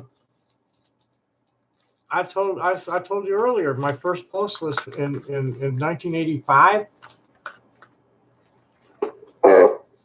There's archives on at the All Gathering Rainbow from 1993 from me, and I've been online full time since 1999. Were you earlier when he was talking about That's, Steve Jobs she- or whoever taking code out of Ben rubbish bin? Yeah, I forget. Yeah, I was in the early Mhm. 80s, late 70s. Those guys were at that shit. And please make an effort. I don't like to hear he when people are talking about me. It hurts my feelings. Please, you know, I really, I haven't. I've been like dragged into Tom mode way too much in these videos. Oh, did I do it? No, you did. You called me, you referred to me as he. Oh, okay, my bad. No, I appreciate that. You know, this is no. just where I'm at is like I'm. Well, I don't know. It's possible, like due to the subject matter. I was thinking about programming. Right. Programming. Well, hey, you know, there's a lot of trans women who are programmers. Lynn Conway. It's like serious business. Look her up. And I have a good friend, Linda Lee, who's pretty prominent with a way high network administrative position, writing a lot of code. My cousin Carol was a programmer that did the Baxter Travenol lab automated factory upgrade for Y2K. There's a lot of lady programmers. It's not just a men's game. But I'm a two-spirit. I'm not a transsexual woman, and I'm not going to fight about it. I'm a real woman kind of. I'm not going to get into that fight because I'm not. What's the two-spirit thing? Is that a metaphysical thing? No, It literally means that he has both spirits inside of him, and he has access to both masculine and fuck. Miss Jane has access to both masculine and feminine. Exactly.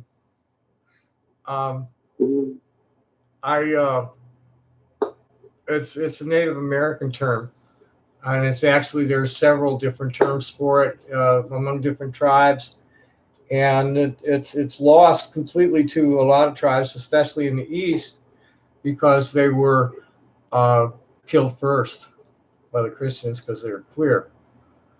Pretty much. Even 1 second, Ross. Even more so, they were honored as special because they had the strength of a man to take care of a people, but the gentleness of a woman to tend to their needs as a human.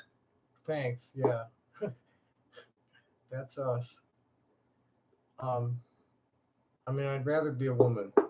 I've prayed for a vagina all my life, but spirits led me to be what I am, which is a two-spirit person.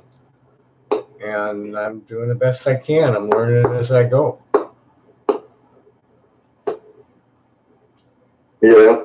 But Someone said, do you like Atari computers, Tommy, or something like that? I do what?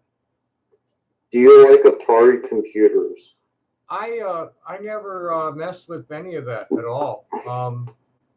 It was mostly business. None of the gaming stuff. I never was into the gaming side. It was always the business side. Well, the first computer me and my friends had is in his business. This was in 1980, 82, 83.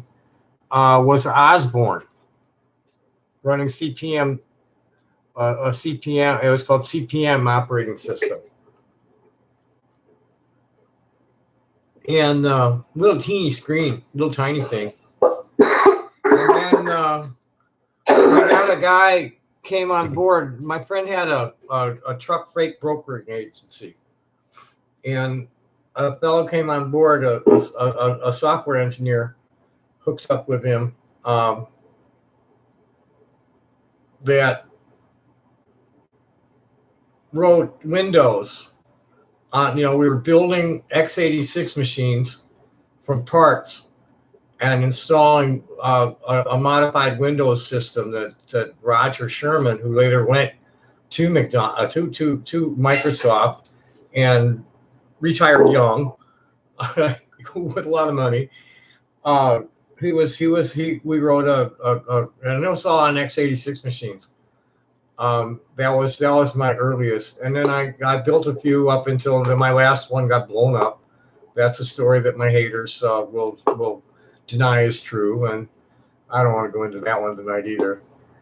I built the last computer. I built a computer that got blown up by some satellite signal. Took out the graphics controller chip on the main board, and it was because of the nature of the system. It had a big surge protector on it, big power conditioner, big ass one, biggest shoebox, and then a cigar box size UPS on it. So when the main board blew, it just dumped everything right into the 110 line, and it blew out the whole neighborhood. And these guys don't believe that. Well, the neighborhood didn't have anywhere much. from gas will do it. Let me qualify that. The neighborhood only had about a 2-can ground-mounted transformer, so it wasn't much that it blew out. It's just a bunch of mobile homes on a couple. What would be 2 cans on a power pole was just down on the ground, and that's what blew out. And it was only less than 100 feet from the house. So it just snapped, and it didn't blow it out. It just snapped the breakers. Is all it did. It just sent the surge just sent a bunch of snap breakers down the line. Is all it really did. No, it was no big deal on as far as the grid, the effect on the grid from what happened to the machine wasn't anything really. It just snapped the breaker.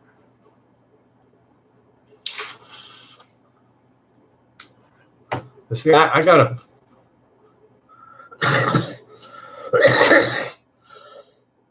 I was running. I gotta stop doing these things. This irritates my throat too much. My throat says no, don't.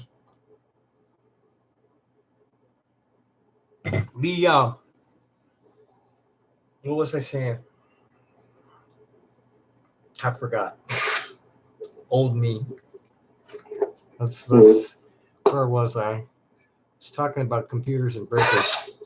What did we do with the Osborne? It got retired.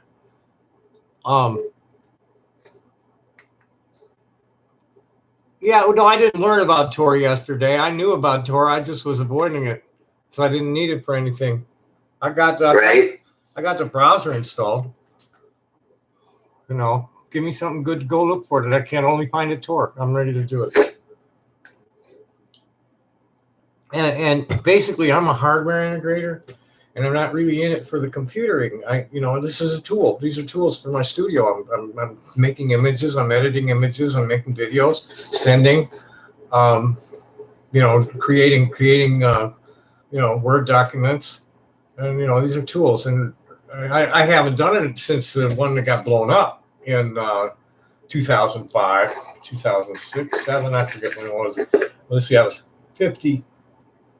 So it lasted about a year. So it 2005.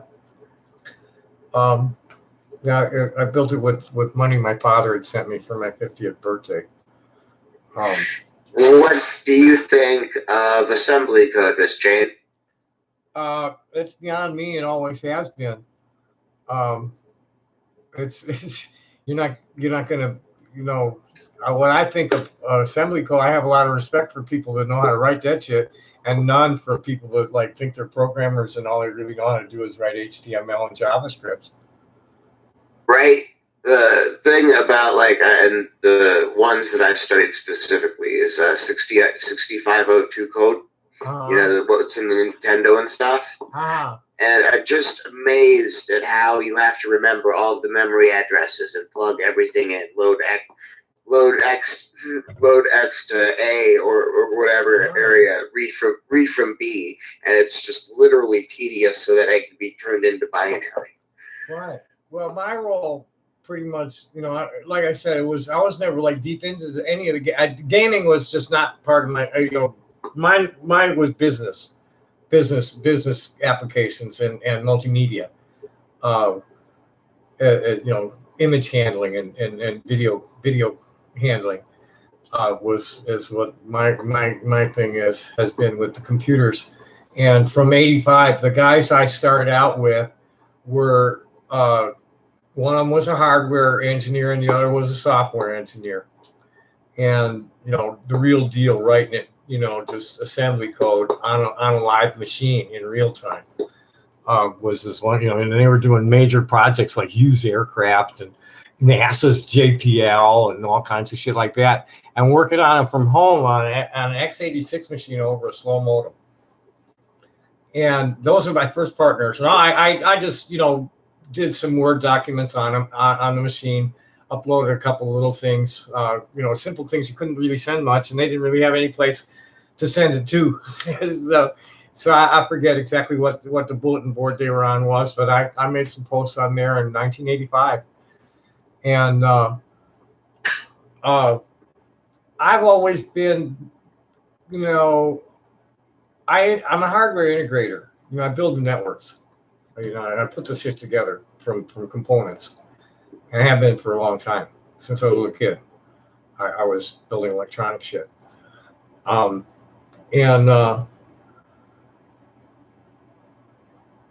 quit. I took programming in computer science class in 1971 in high school, and we learned Fortran. And after I graduated, my father had me working at the factory, and they were making sales, radical, the radial spinnaker, the big balloon sail on racing sailboats. And I tried to write this card program for costing the spinnakers, and somehow, it got sent out to Honeywell, and something happened. It was down for a week. It cost them a fortune to get it back up. Somehow, something I did, some command in that Fortran was like really brutal to the core if you just put the wrong commands in there. And it dumped their core. It took them a couple of weeks, a week or so to build it back up. We couldn't send them anything for a week. I quit. That was the last real programming I ever tried, was like 1974. And since then, from 1999, I was mostly off grid in the 80s and 90s. And in 1999, I was able to purchase a machine with an inheritance from my aunt. And I talked about it a little earlier. And went online from the mansion, and I was trying to network with Sal Schmazes, the producer of Triad Radio, who also was, he was the leaseholder in the mansion. Dennis Frederick was the other one, but he didn't have a computer at the time. That's Fire Dancer, or Electric Medicine is the name of his band. We call him the White James Brown. My partner, Santa, or Bobby Davenport, he passed on, and he fell over dead at Sturgis one year. We used to do those shows all over the place, and he was at Sturgis one year. So I forgot what I was talking about again.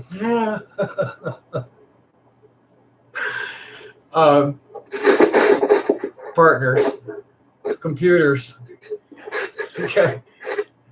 Yeah, I don't like to program. That's what I was talking about, was programming. And I really hate software developers.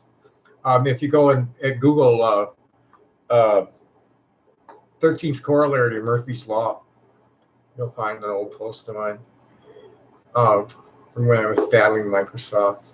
So that shit. My first computer. Does the date April 22nd, 1999, 10:22 p.m. Pacific time. Does that date timestamp ring a bell to anybody? Isn't that Columbine or? Huh? No.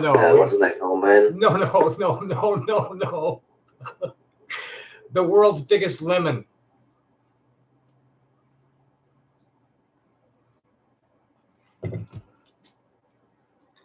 The world's biggest Did lemon somebody was eat it? the world's big. Oh, Israel's here. Oh, are you still here, Israel? I wasn't paying attention. Yeah, well, see, Nathan Demarest, you're gone, because that's a false accusation, motherfucker. So goodbye. And anybody who's gonna come on, I don't know who Alex Bertling is, so you're gone too.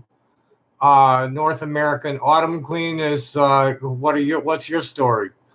I got no patience. I got zero tolerance. Oh, good. Israel. I was asked to describe the DoD contractors that are behind the interdiction efforts against my web presence. You ready for that one? You want to call and talk on the phone about it?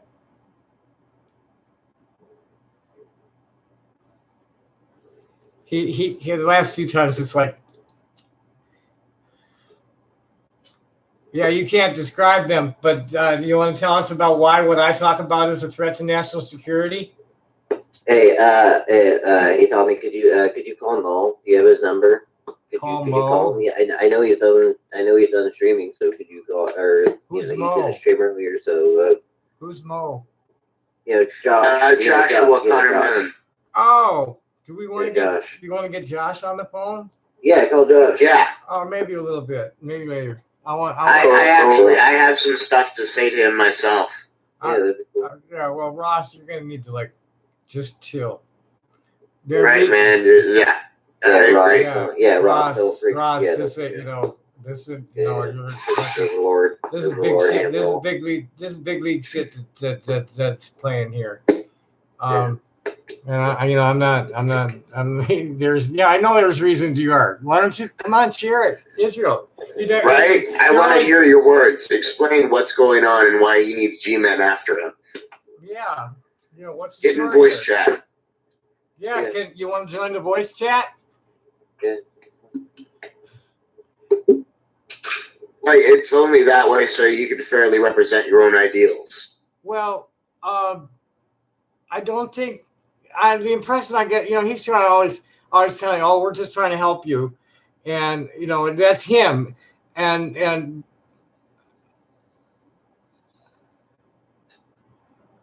I don't know. I just don't know what to think, because it's trolls and they're pathological liars, and you never know what to believe and what to disbelieve. So, right? I have $100 Bitcoin bounty on my head for my ducks. Yeah, so it's and then most of that, it's just pure shit. Yeah, I'm a threat to several status quos.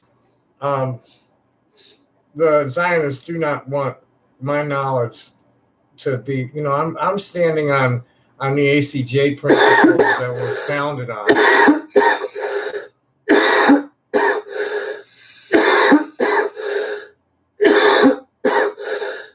Could you maybe mute your microphone when you're hacking like that? Oh, sorry. Thanks.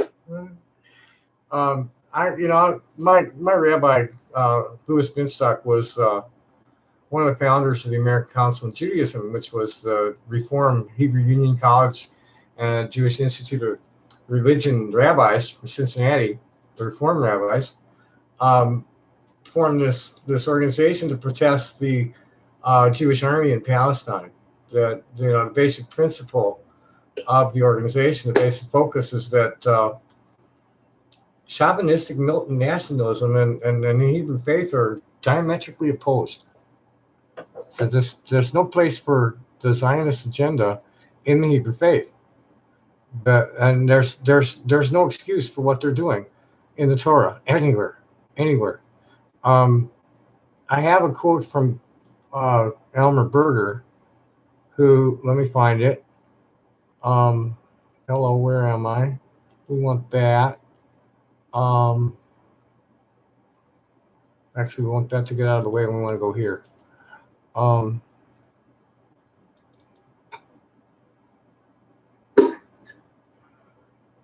Now, let me read a few things from Jewish thinkers. Mainstream Jewish intellectuals have always. I have a link. I'll put in the chatter too. The mainstream Jewish intellectuals have always opposed the idea of a Jewish state. No, nobody's going to argue the validity of the Bible's history or the contention that Palestine is the ancestral land of the nation of Israel. Nobody argues about that. The argument is that the creation of the Jewish state violates tradition of something called the Three Oaths. I've gone into that on video before, and I'm sorry, but the Ten Commandments were not waived for the state. You can't do what they do and call yourself a Jew. And there's always been resistance to it from mainstream Jewish intellectuals. Before the Holocaust, the Zionists were considered fringe, lunatic fringe.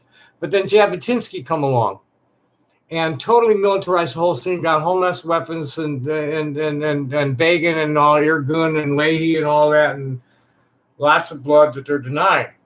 Nakba? What Nakba? There was no Nakba. They all left willingly. And then the Arabs tried to attack us, and we beat them. Ha! So I don't think God's laughing about it, fellas. Where is this? Hello. There they are. Okay, let's start with Elmer Berger.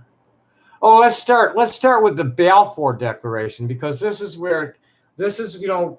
Jews were always welcome to come and go from Palestine. And it's a great mitzvah for a Jew to go there, die there, study there. But we're forbidden from going back to Mass. Yeah, 5 minutes. What is it? Do what? Yeah, 5 minutes. Holy shit, that's Noel. What do you want? Oh my God, it's Noel. That's Noel. Overlord, Hammer. Yo, Noel, what's going on, you cocksucker? Dude, what's up? Hey, Ross, be quiet. Let Tudor do his thing. Let Tudor do his thing. Like, let Tudor do. Stop calling me him, or I'll leave the chat. Let Miss Jane do his thing. Let Miss Jane do her. Oh, you take What the care of fuck him. is wrong with you incels? Why can you not respect a transgender person's identity? What the fuck is the matter with you? Let Miss Jane do her thing. No, answer my question. What the fuck is wrong with you people? Josh is here. He can start with it. What the fuck is wrong with you people? Why can't you respect a transgender person's identity? What is the problem there? Why do you insist on making transgender life more difficult than it already is by being assholes? Can I get an answer to that one from anybody?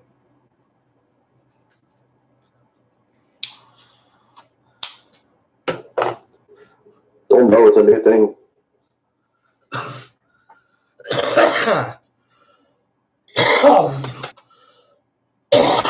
Yeah, I don't know why Josh is not answering, but because he's talking to you.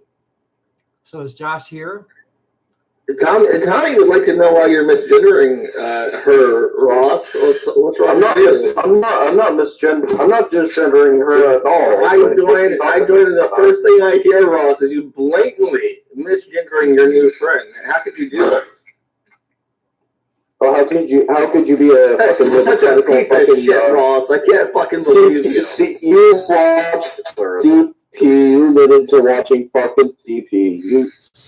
fuck is that, dude? No, Hey, guess what? How was Zoom destroying you, actually? That was Zoom who watched CP, his girlfriend, actually. No, that was his girlfriend. I'm talking about how you had like a blockland form. I guess it's and time how to... he wants to pick out a girl's vagina. Hey, explain that one, bro. Hello. I guess it's time to terminate this call since you guys are out of control, huh? Oh no, you take it away. You take it away, Tommy.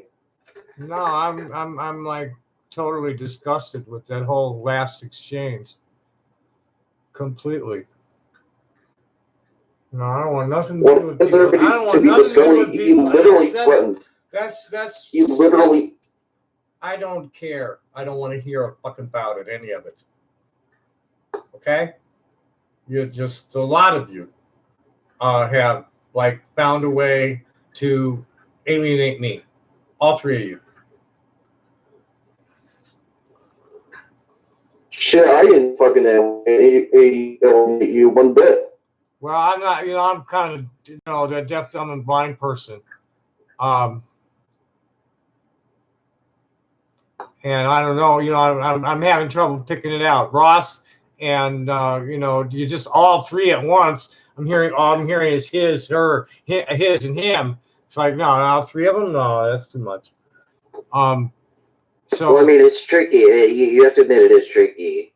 Well, yeah, I understand that when one person's misgendering the person, you're not thinking. It's not registering that they're deliberately misgendering this person. And then it's a new paradigm you're not logging within it. speech patterns. You're not logging. Yeah, well, they, there. It's like the TD phrase. Religious people don't want to hear it under any circumstance, for any reason. Don't want to hear your excuses for saying it. Okay, it's the same thing. You're either. Well, I mean, I don't consider them excuses. I'm willing to listen to your explanations about things that have misconstrued in your past. So, I mean, Well, you just all of a sudden start screaming about kitty porn, and I don't want to hear it. I didn't scream about kitty porn. That was Ross. That was Ross who screamed about kitty porn. That was Ross. Yeah, that was Ross. Like you screamed about. No, I'm just going off about what was presented about the Joshua O'Connor Moon. So that's nonsense. That's nonsense. That was nonsense about that was nonsense on encyclopedic. This is what I told you before: is that you don't want to chimp out like that because that's what they're milking you. Exactly. You're chimping out, and that's what they love. Can I say something to Josh real quick? Is he here? Hi. Hey, Josh. You know who I am, right? Hard Wrangler's Holiday, right? No, you were in the Disney Discord the other day. The Disney Discord? Yeah, Disney Maker Studios. I have no idea what you're talking about. Oh, okay. Well, that's fair. Well, I've had Zoom on my stream several times. It's nothing personal. Like, he's attempted to go over that shit multiple times. I've never been in your Discord. I have no idea who you are. Oh, why, Josh? You've talked to me before. But anyway, go ahead with your guys' conversation. That's over. No, that's not Josh Moon. Yeah, that's him. That's him. That wasn't Josh Moon. Well, not yes. Well, maybe not. That wasn't Josh Moon. I've spoken to Josh Moon numerous times. So that was the Joshua O'Connor Moon. Do you not hear the Erber? That's a rule. Josh Moon. That's a rule. That was not Josh Moon. It wasn't the same voice. It wasn't the same attitude.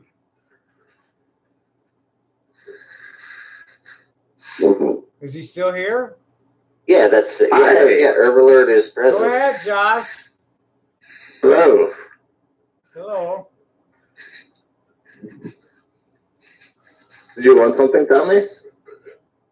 No, my viewers here, my guests wanted to talk to you. maybe hear what you wanted to say to me. This is my show, remember, Josh? You're on my show right now. No, I'm just gonna come on for 5 minutes because I got no time before I'm supposed to be on different stream. Is there anything you wanted to say? Because otherwise I'm gonna say off. No, I couldn't understand your mumbling.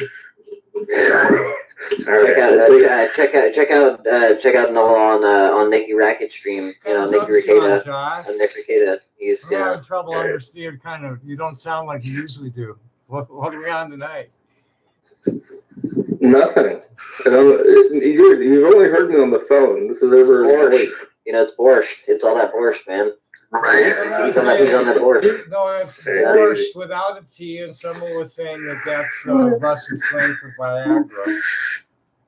How's that Viagra working for you, Josh? He's on that borscht. Yeah. Makes you superhuman. Uh-huh. Ladies and gentlemen. Yeah. So what would you like to impart on me and my listeners before you zap out? What words of wisdom do you have for us? I didn't hear that.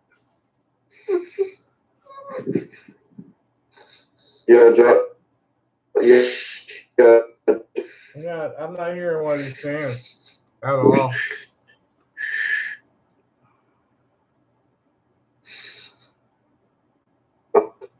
I'm waiting. I got nothing to say to you right now. You're roboting, Ross. Yeah, nothing I need to say to you, Josh. We'll meet on my terms when I want to meet on my terms. But like I said, my listeners wanted to hear what you had to say. We're waiting. What have you got to say?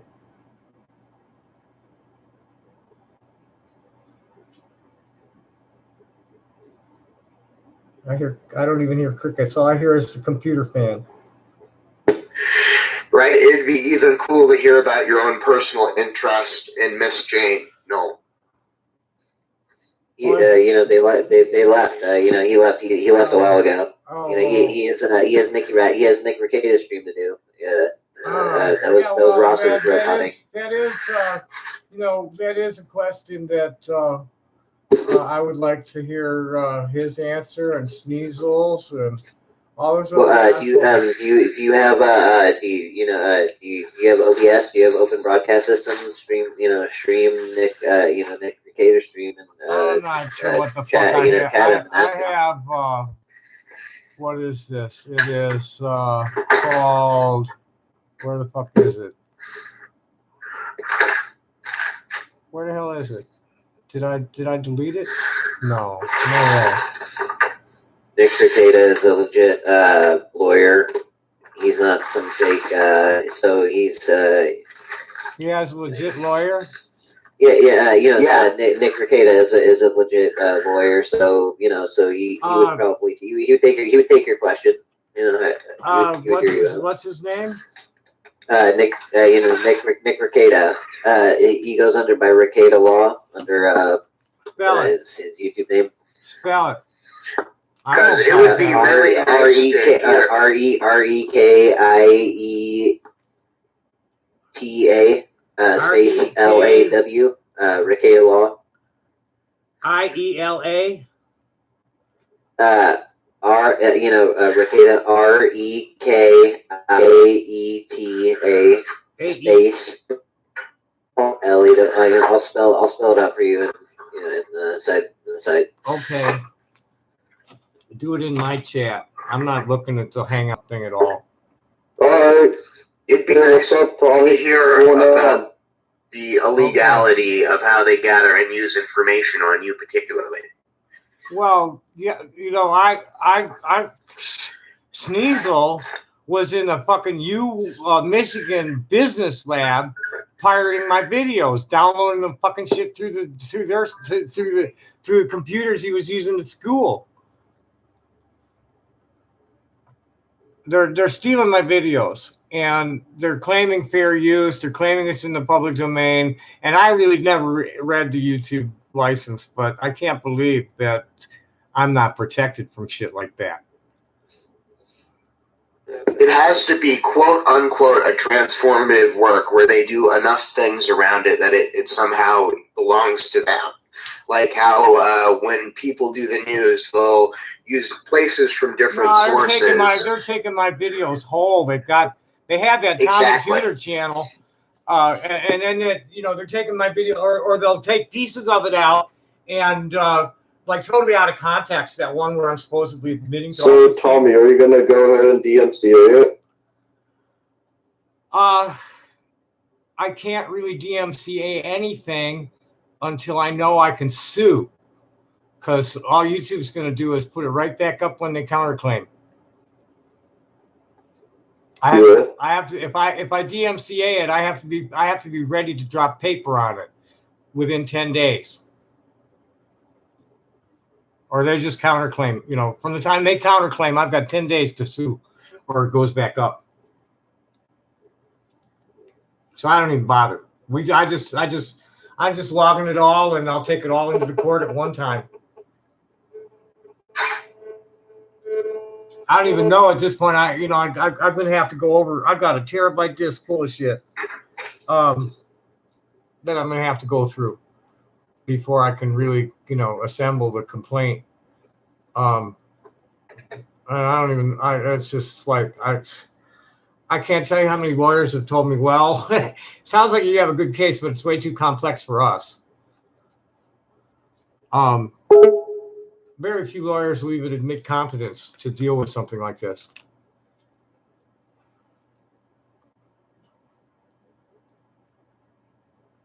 What was I doing? I need to close some tabs down. We don't need the O.J. Simpson. Well, Nano, I don't know if you were, all of a sudden I hear you all in there talking he, and that's why I grabbed the wrench. You fell off the trust ladder with that. Two.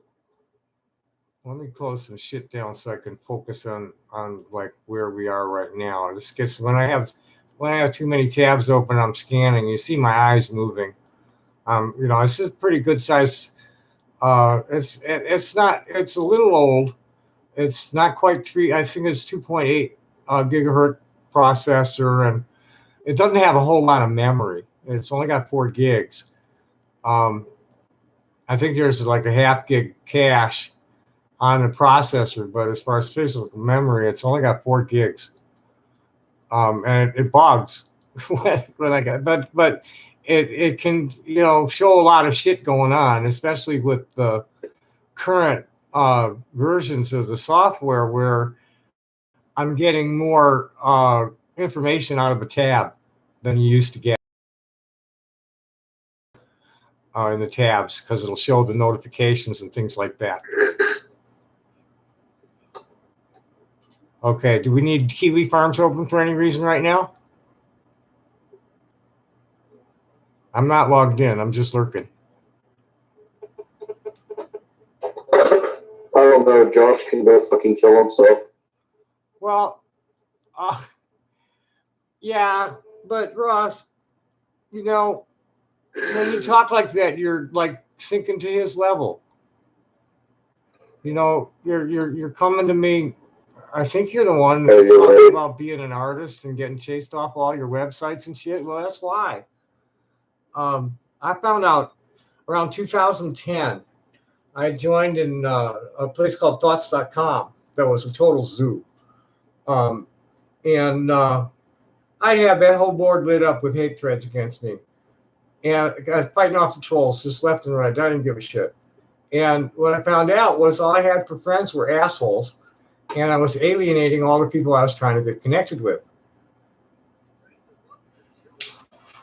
So I really, and these guys are trying to perpetuate that in me as these AM beasts. They're trying to keep Tom out, and Tommy don't want to be Tom, because Tom is, my male side is unnatural for me. That's what I was forced to be, to cope with the expectations of society because of my penis. And I don't like going there. I've been living authentically for 5 years, and I don't like being pushed there at all. I have no space in my life for anybody who can't respect my pronouns. It's like, what the fuck, man?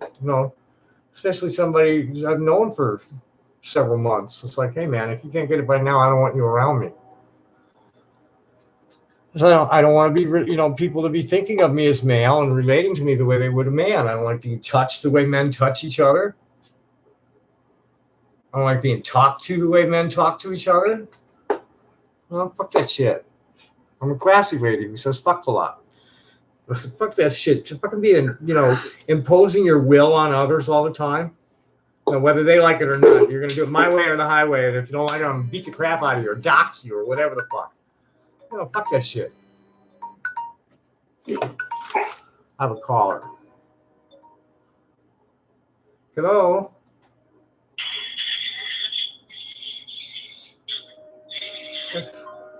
If you got nothing to say, don't bother calling.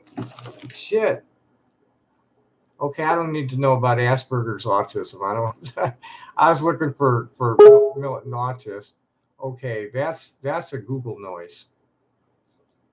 That's the Google noise. Okay, we don't need that. No, I don't need that. I'm already in a Google Hangout. I don't need it. Okay, which one is it though? Okay, where's that Google noise coming from? That says Joshua's still here.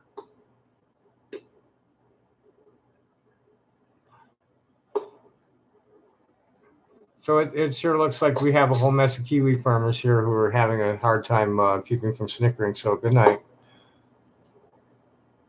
Wait, what? Wait, what? I was just wondering what was going on. I was just like, I'm leaving. That's what's going on. I'm gonna kill this. What?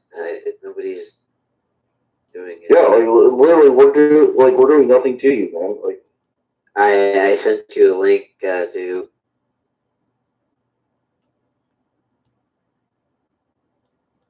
I know which one's you, the worst Kiwi farmers. They're suing her. They're suing him. Where is this? Give me the link to that shit. Oh, is that it?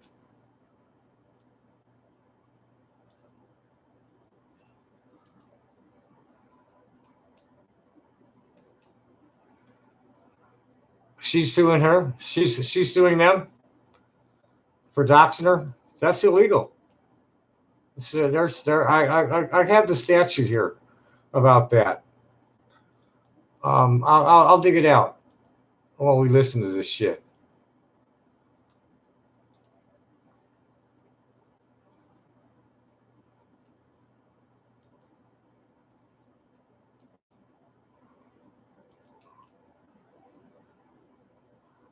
And cops, it's just so fucked up with the law enforcement because the damages are way below the FBI's thresholds, and the perpetrators are all outside the jurisdiction of the cops in the where the victims live. It's just so fucked up. That's what I keep talking about. We need legislation to make it possible for these municipal police departments to reach out and grab somebody somewhere else. But then basically the bad PR started coming, and the resetters, people started to attack them. So I offered actually to end it a little early, but they said we wanted to continue. Well, kind of. They ended it a little earlier anyway. But basically, when it got too bad, when people were really attacking them, it really got bad for them, and we just ended it. And I okay, no for coming. So if I understand right, we're kind of avoiding saying who they are, the group that was on doing the Ask Me Anything. But yeah, because I don't want to get them more shit. Is that the lawyer, the other one? Yeah, everyone, people know who this was. So they're doing Yeah, I their killed action that. There was too many and Kiwi Recent farmers in there, and I Arrow heard too sent much an army snickering in the of, background. Retarded'sburg to So, come and not start the same spamming them in the motherfuckers. Ask Me Anything I don't care thing. which Like, what ones were of they you were doing? Kiwi farmers So what's or how your you were problem playing. with your guest? You have to keep in mind. So that's that the they're lawyer. connected to the media, 'cause a lot of media people- Okay, we'll watch this for a while. There are a lot of people who check. I may say something. It is a business. It is a serious business. They have a lot of users. They have a lot of activity. They have a lot of ad space and premium. Like, imagine a site as big as the Kiwi Farm is bigger than the Kiwi Farm that actually has revenue. That's the kind of monster that we're talking about. But yeah, it's basically NeoGAF, but worse. So what were they? How are they attacking this company? Like, what were they saying? They were basically slandering us. Like they were saying lies that we have child porn on our site, which is false. Oh wait, no. So they're attacking 8chan then. Yeah, they were attacking 8chan. Oh, I thought No, they were okay. attacking well, let me explain better. What they're doing is they're attacking THQ for being on 8chan, and they're claiming that THQ supports child pornography, white supremacy, and all that because I asked them to come on the board and do a small ENA. Okay, well, It was guilt by association, basically. Yeah, that basically guilt by association. no, correct me. Did THQ do? Did they do Dawn of War 3? Was that their problem? Because no, that's THQ Nordic is different than THQ, right? Like they're Correct. Yeah. okay. Never mind. I'm not gonna. I'm pretty sure Dawn of War 3 was Sega. Okay, Sega. I was gonna say I Sega. could be wrong though. I could be wrong. No, I think you're right. It's Sega idiots. definitely does favor child porn. It's our idiots. Anyway, that's, Oh, there it that's is. a separate matter. These are all Okay, idiots. so THQ It's Nordic crazy. Studio that bought. They bought, Where's this about the company trans that did woman that they Kingdom doxed? Come Deliverance, right? Yeah, and Time Splitters and a whole bunch of others. Okay, so they've become kind of popular lately. Yeah, So they've been doing a lot of good stuff too. I mean, they've been they've been a really positive change in this fucking 3D industry. I mean, yeah. like So they've been doing good stuff. is that why you invited them onto 8chan? Because they're Of it's like course, because they're right. well, everyone on the board has a massive amount of respect for them. And my mentality was, hey, I want to. Everyone loves them. I doubt. They were talking about that in one of the Discord servers earlier. No one in the past got in trouble for them. And let's get Oh. bigger this time. And we got them, and shit exploded. Like nothing I've ever seen. Well, I've seen it, but I got Ross was in a split second. All it took was moaning about him. for the people. I think it was that she was stalking him or something. Exploded. I'm sorry. It's Oh, you See, has gotten since like either Q or actual like the start of Gamergate. It's actually kind of shocking because you think these are the especially Secret Gamer Girl, exact same people from way back when. We should have learned now that if you take something and you try to cover it up and you try to demonize it to death, don't work. Especially now with 8chan, it's just going to bring it up. I just feel terrible. I feel terrible to what happened to them because I'm the one who invited them on. Like I feel terrible about that because they're getting all this shit probably because of me. I mean, someone said, I'm not really speaking to them anymore because they have a lot of shit to deal with. But basically, this is some deeply weird shit. Even though I probably shouldn't feel responsible or so I've been told, but I feel responsible for this. I feel terrible.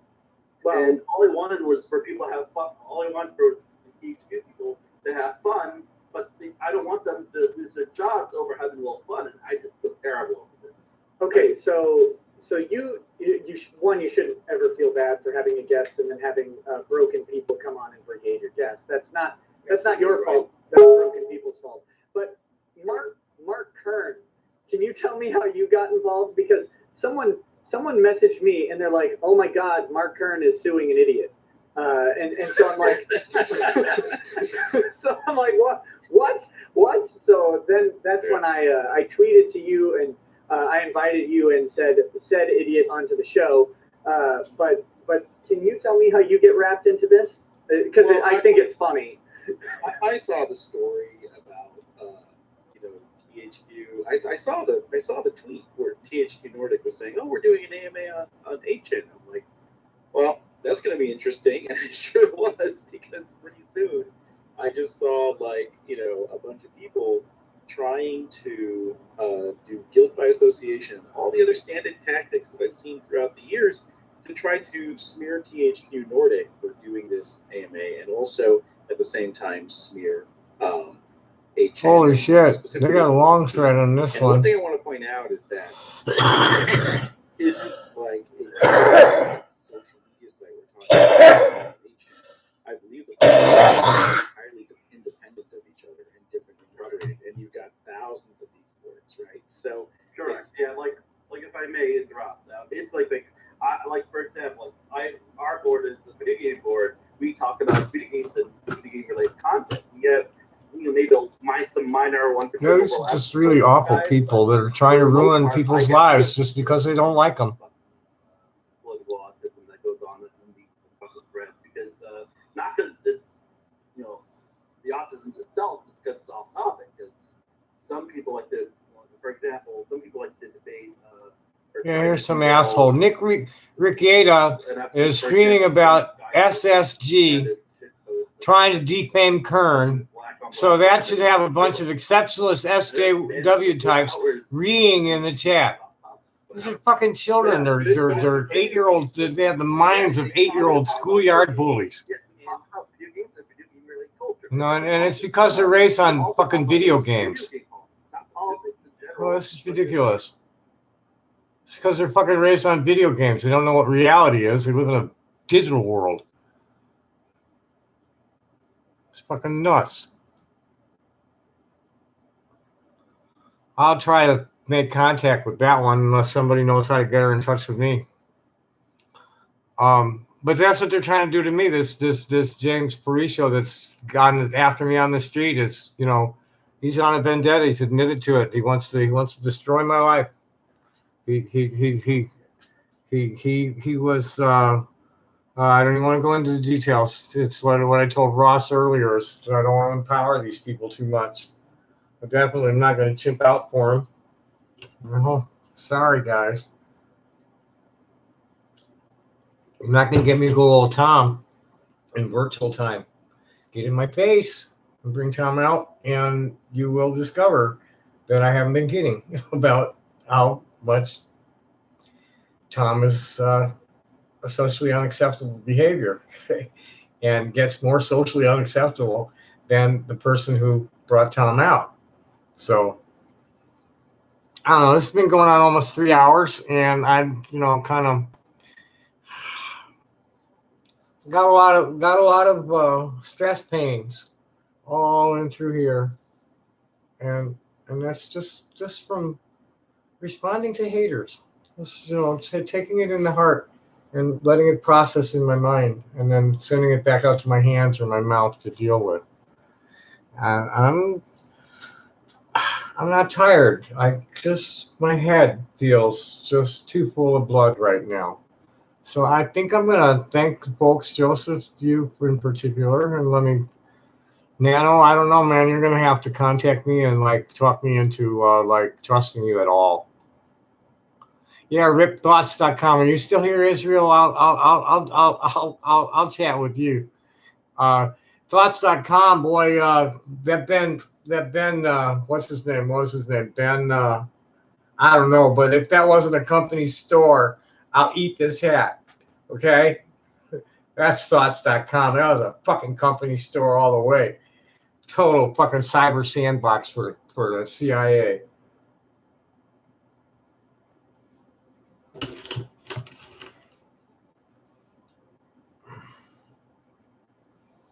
Oh, you're still here, huh? Oh, and Torn, I'm okay. Well, as long as I got friendly audience, I can hang out. I'm just like my head.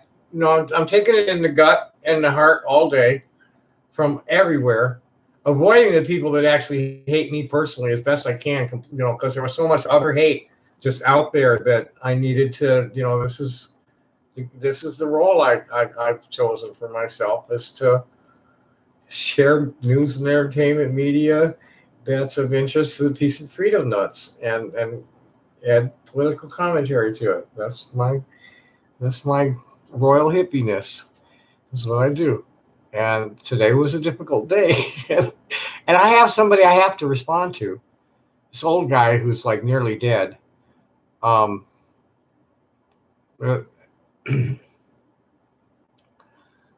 you know, and it's like a typical Zionist. He's got to call me names. No, he's got to call me names. No, this is not. This is not the way theological debate goes. You know, sorry. That's not. You know, that's it's base. It's very base.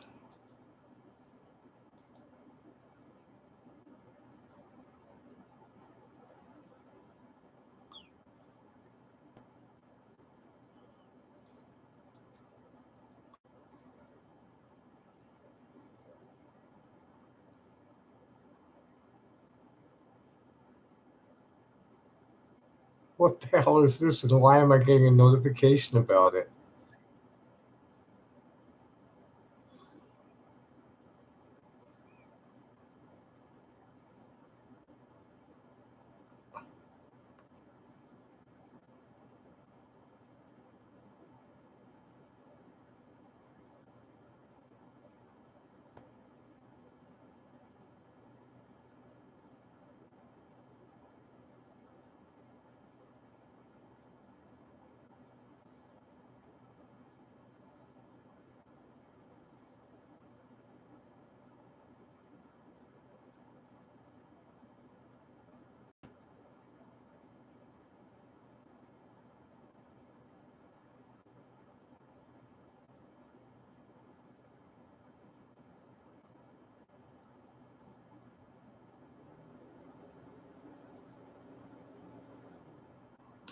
I don't respect your service as a soldier. I better bow out.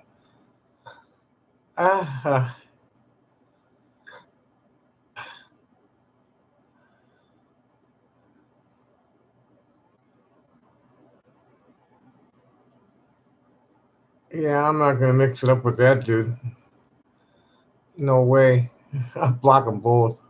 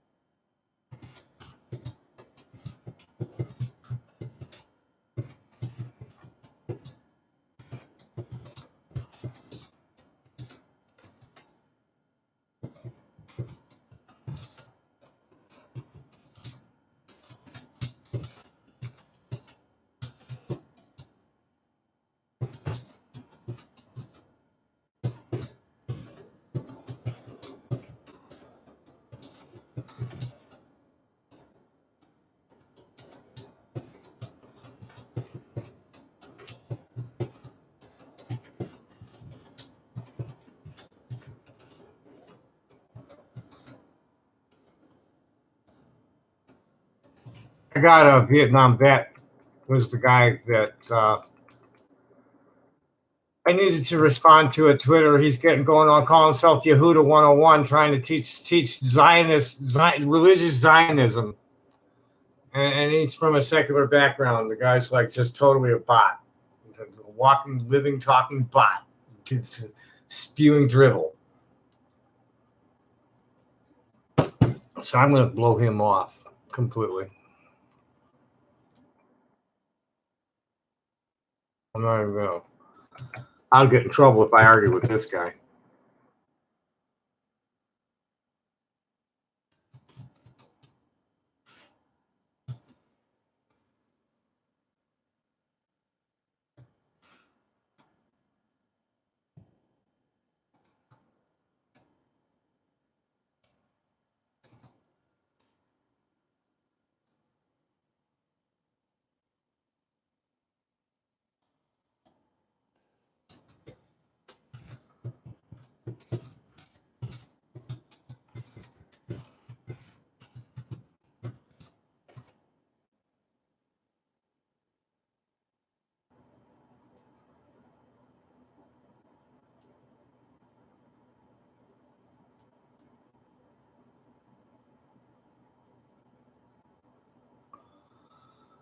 Yeah, this is ha ha ha. Wow, what an idiot. This guy's nearly dead. He just did a GoFundMe begging for help with his medical bills. Had crashed his car and totally shattered his body. And then he had a heart attack. And so the guy's all in a wheelchair, all bandaged up in a wheelchair. So it's either like, I don't know. I don't want to mix it up with somebody like that. I can only imagine myself getting in trouble for it. He describes himself as Jewish, MAGA, disabled Vietnam vet, Trump 2020. I tell it the way I see it. Retired China Lake Naval Air Warfare Center, 27 years combined service time. No, thank you. I'm not getting into it with somebody like you. Nah, you got too many people who are going to block me. I mean, they're going to report me. And you got too many people that, and you yourself are just going to like be saying shit. I don't want to even.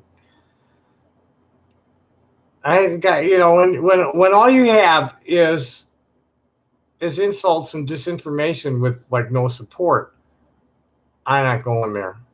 The guy he's engaging is somebody calling himself Imperial Cult, King of Kings, Son of Chaos, 2,000 years of global warfare and judicial corruption to prevent me from abusing my position to get laid. I don't mix it up with those kind either. I don't even know if I'm going to tell him. I'm not even going to tell him I'm going to block him. Bam. Bye. Oh, no, I don't want to report him. He's just an idiot.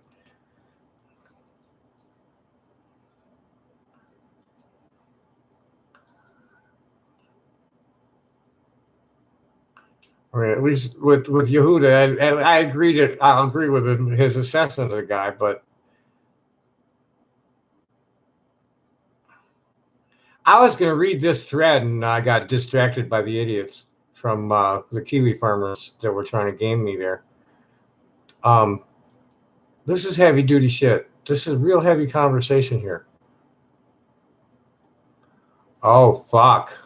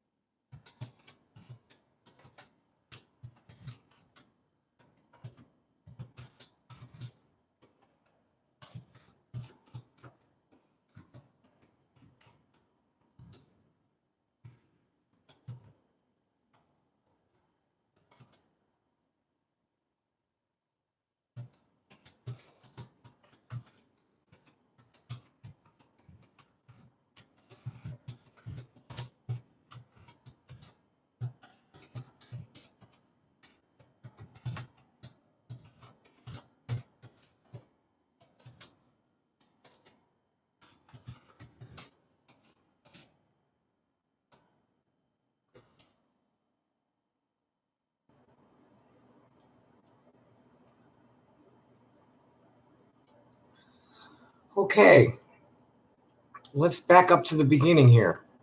I started this before, but I got detoured. Imperial Cult. Yeah, I just blocked him. I didn't even respond to that one. It was the Vietnam vet that I was, because he he had challenged me on some of my points reasonably well, even though he's he's rude and insulting. Hi, Cloud Zach, how you tonight, man? So I was going to respond to him, and then I come back and I see that this Imperial cult guy is just like spammed the thread with a bunch of fucking crazy shit in response to him. So I just blocked them both. Hell with it.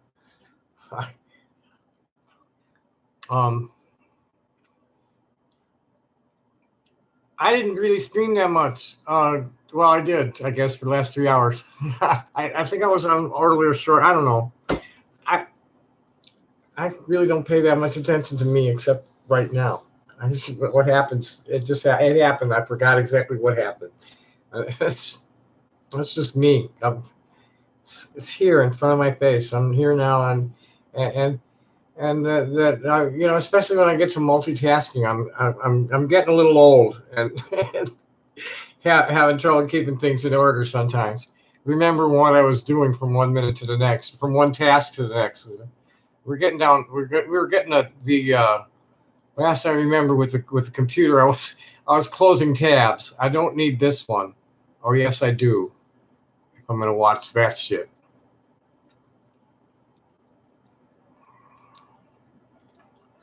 And everybody's trying to warn me about Ross, and Ross is clearly like whacked, immature, and like they all are. All three of those clowns. That's just a whacked reality. I'm sorry, it's just whacked. Fucking video games and like talking shit about people. What else do they do with their lives? Wank, video games, and talk shit. No thanks. No thanks. I want to sell some stone. I still have a few days to go on my Facebook blog, but I'm going to start streaming onto Facebook mostly. When I come on in the afternoons or evening, I'm going to be like showing stone mostly.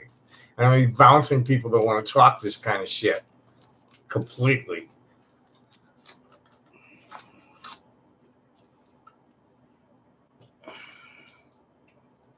So anyway, Paris Lees was on this show with Suzanne Evans recently, and they mixed it up. And Paris, apparently they're trying to get Paris and other trans rights activists to do a documentary that with some producer who's like one of these gender critical people, and they're telling them no, they don't want to do it. But then what followed was pretty heavy.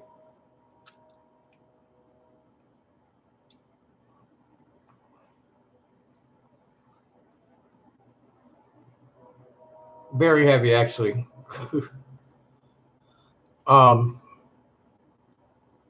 So here's Paris. My earliest memory is someone questioning my gender and expecting me to explain myself. People have demanded that I respond to their ignorance and prejudice about who I am and what I need my whole life.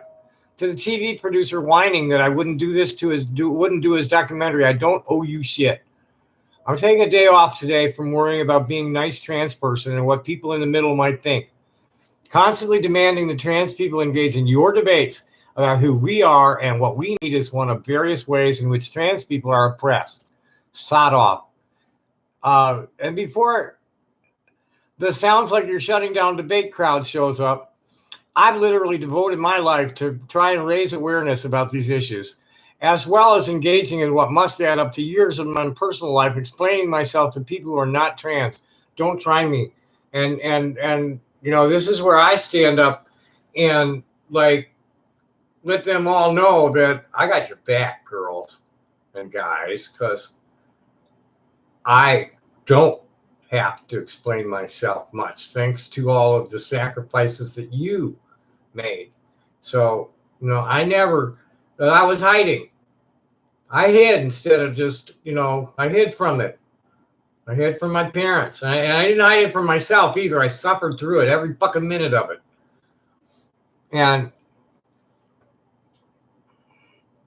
that's where it's at. We are what we are. We're born this way. Now, don't try to dictate to me what you think I am. I'm happy to answer a question, a respectful question about what I am, but don't you fucking tell me that I'm not what I say I am because of some silly belief system of yours. So here's somebody who I believe, I forget whether this, I think this person is a cis female. Freddie, I'm not going to say any names because I don't want people fucking with them. Strange times. I worry that some activists on Twitter have divided feminism and trans people away from inclusion and into division. And my response to her was militant trans activists are as much to blame for that as the TERFs. Trans women from Carolyn Cossey on down to Mara Kiesling, that's the director of, Carolyn was the Bond girl that got outed, and she won a landmark case against the Crown, whatever she had to sue, for her right to get married as a woman. And Mara is the director of the National Center for Trans Equality. And they've won their battles for equal rights with their grace and dignified presentation, not for being able to scream louder than the haters.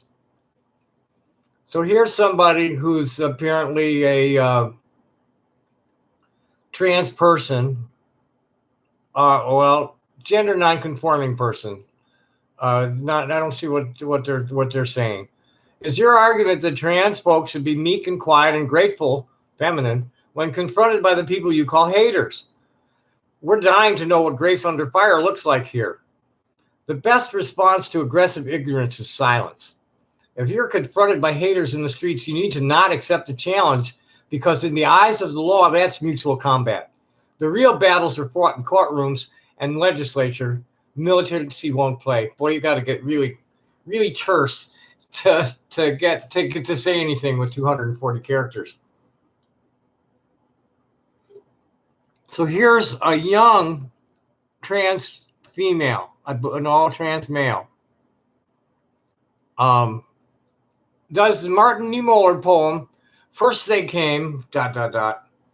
need to be brought into this conversation? Because you seem to think that silence has accomplished anything other than emboldening of bigots. Silence makes you complicit in the oppression because you stood by and said nothing. If you need to, sure. You don't know who you're talking to, Eddie, because it's not readily apparent on this account, but I'm a pretty well-known old school hippie. I'm not saying to be silent on the subject. I'm saying walk away from assholes on the street. It only empowers them. Yeah, that worked so well for the trans woman who was almost stabbed for being trans just a few days ago. Not all of us can walk away, especially not when this surrounds us every day. Without victim blaming, I don't know that she didn't provoke the attack. You know, I have no way of knowing that she didn't provoke the attack in any way. But the thought that someone would see that somebody's transgender and attack them for being transgender, that's scary, and especially where it happened. So here comes the first person that I was talking to. I'm going to dive back in. And oh no, I didn't get her answer.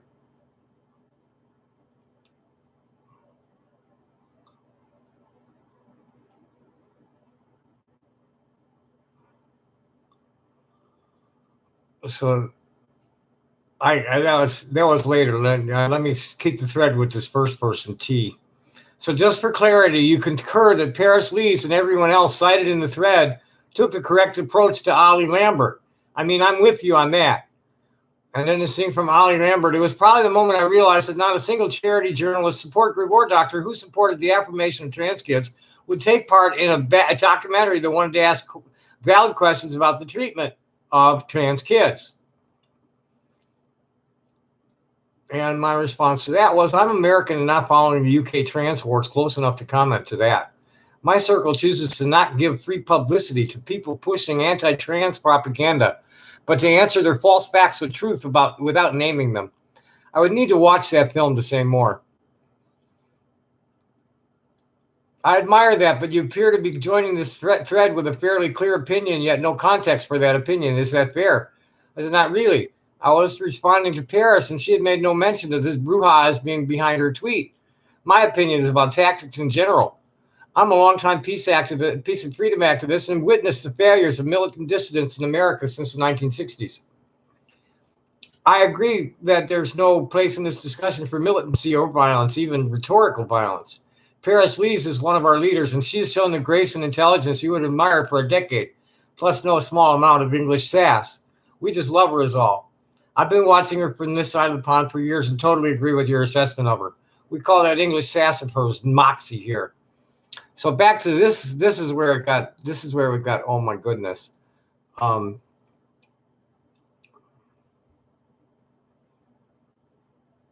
me get back to this guy's thread.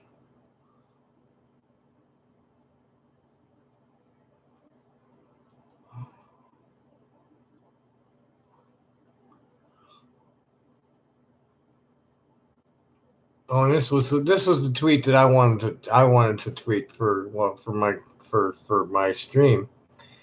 I told him if you need to, sure. Yeah, and then this Freddie person comes in. It's not easy when everyone is a little bit wrong and a little bit right. And my response to that was.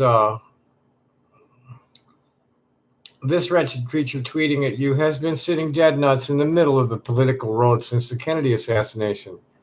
The golden rule is the shit. Peace works. Nobody's right when everybody's wrong. Find a happy medium and shun the ones stuck on stupid.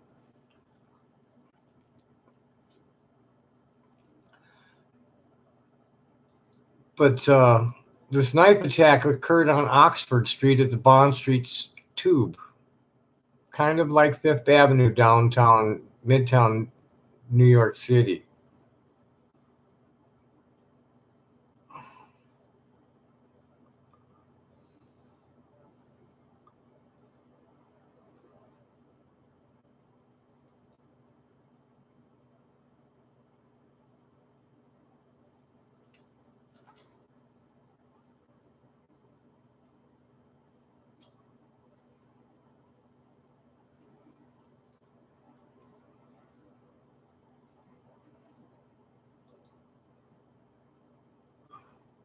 Yeah, this was my answer to I didn't even look at the whole thread. I just answered the first thing she said. I said, chin up, shoulders back, big grin, and flash them the bird, sister. We're winning the hearts and minds of the mainstream. Tune out the bigots completely. Keep building bridges to the open-minded people out there wanting to learn about us and accept us as neighbor. We need to celebrate diversity. We don't want a bunch of boys and girls in a bowl of butterscotch pudding. There's people that don't want to be like, God, I don't even know a good example anymore. Hunky Guy or Marilyn Monroe. Not all the people with vaginas want to be like Marilyn Monroe, and not all the. It's not one or the other. Masculinity and femininity are like on a sliding scale.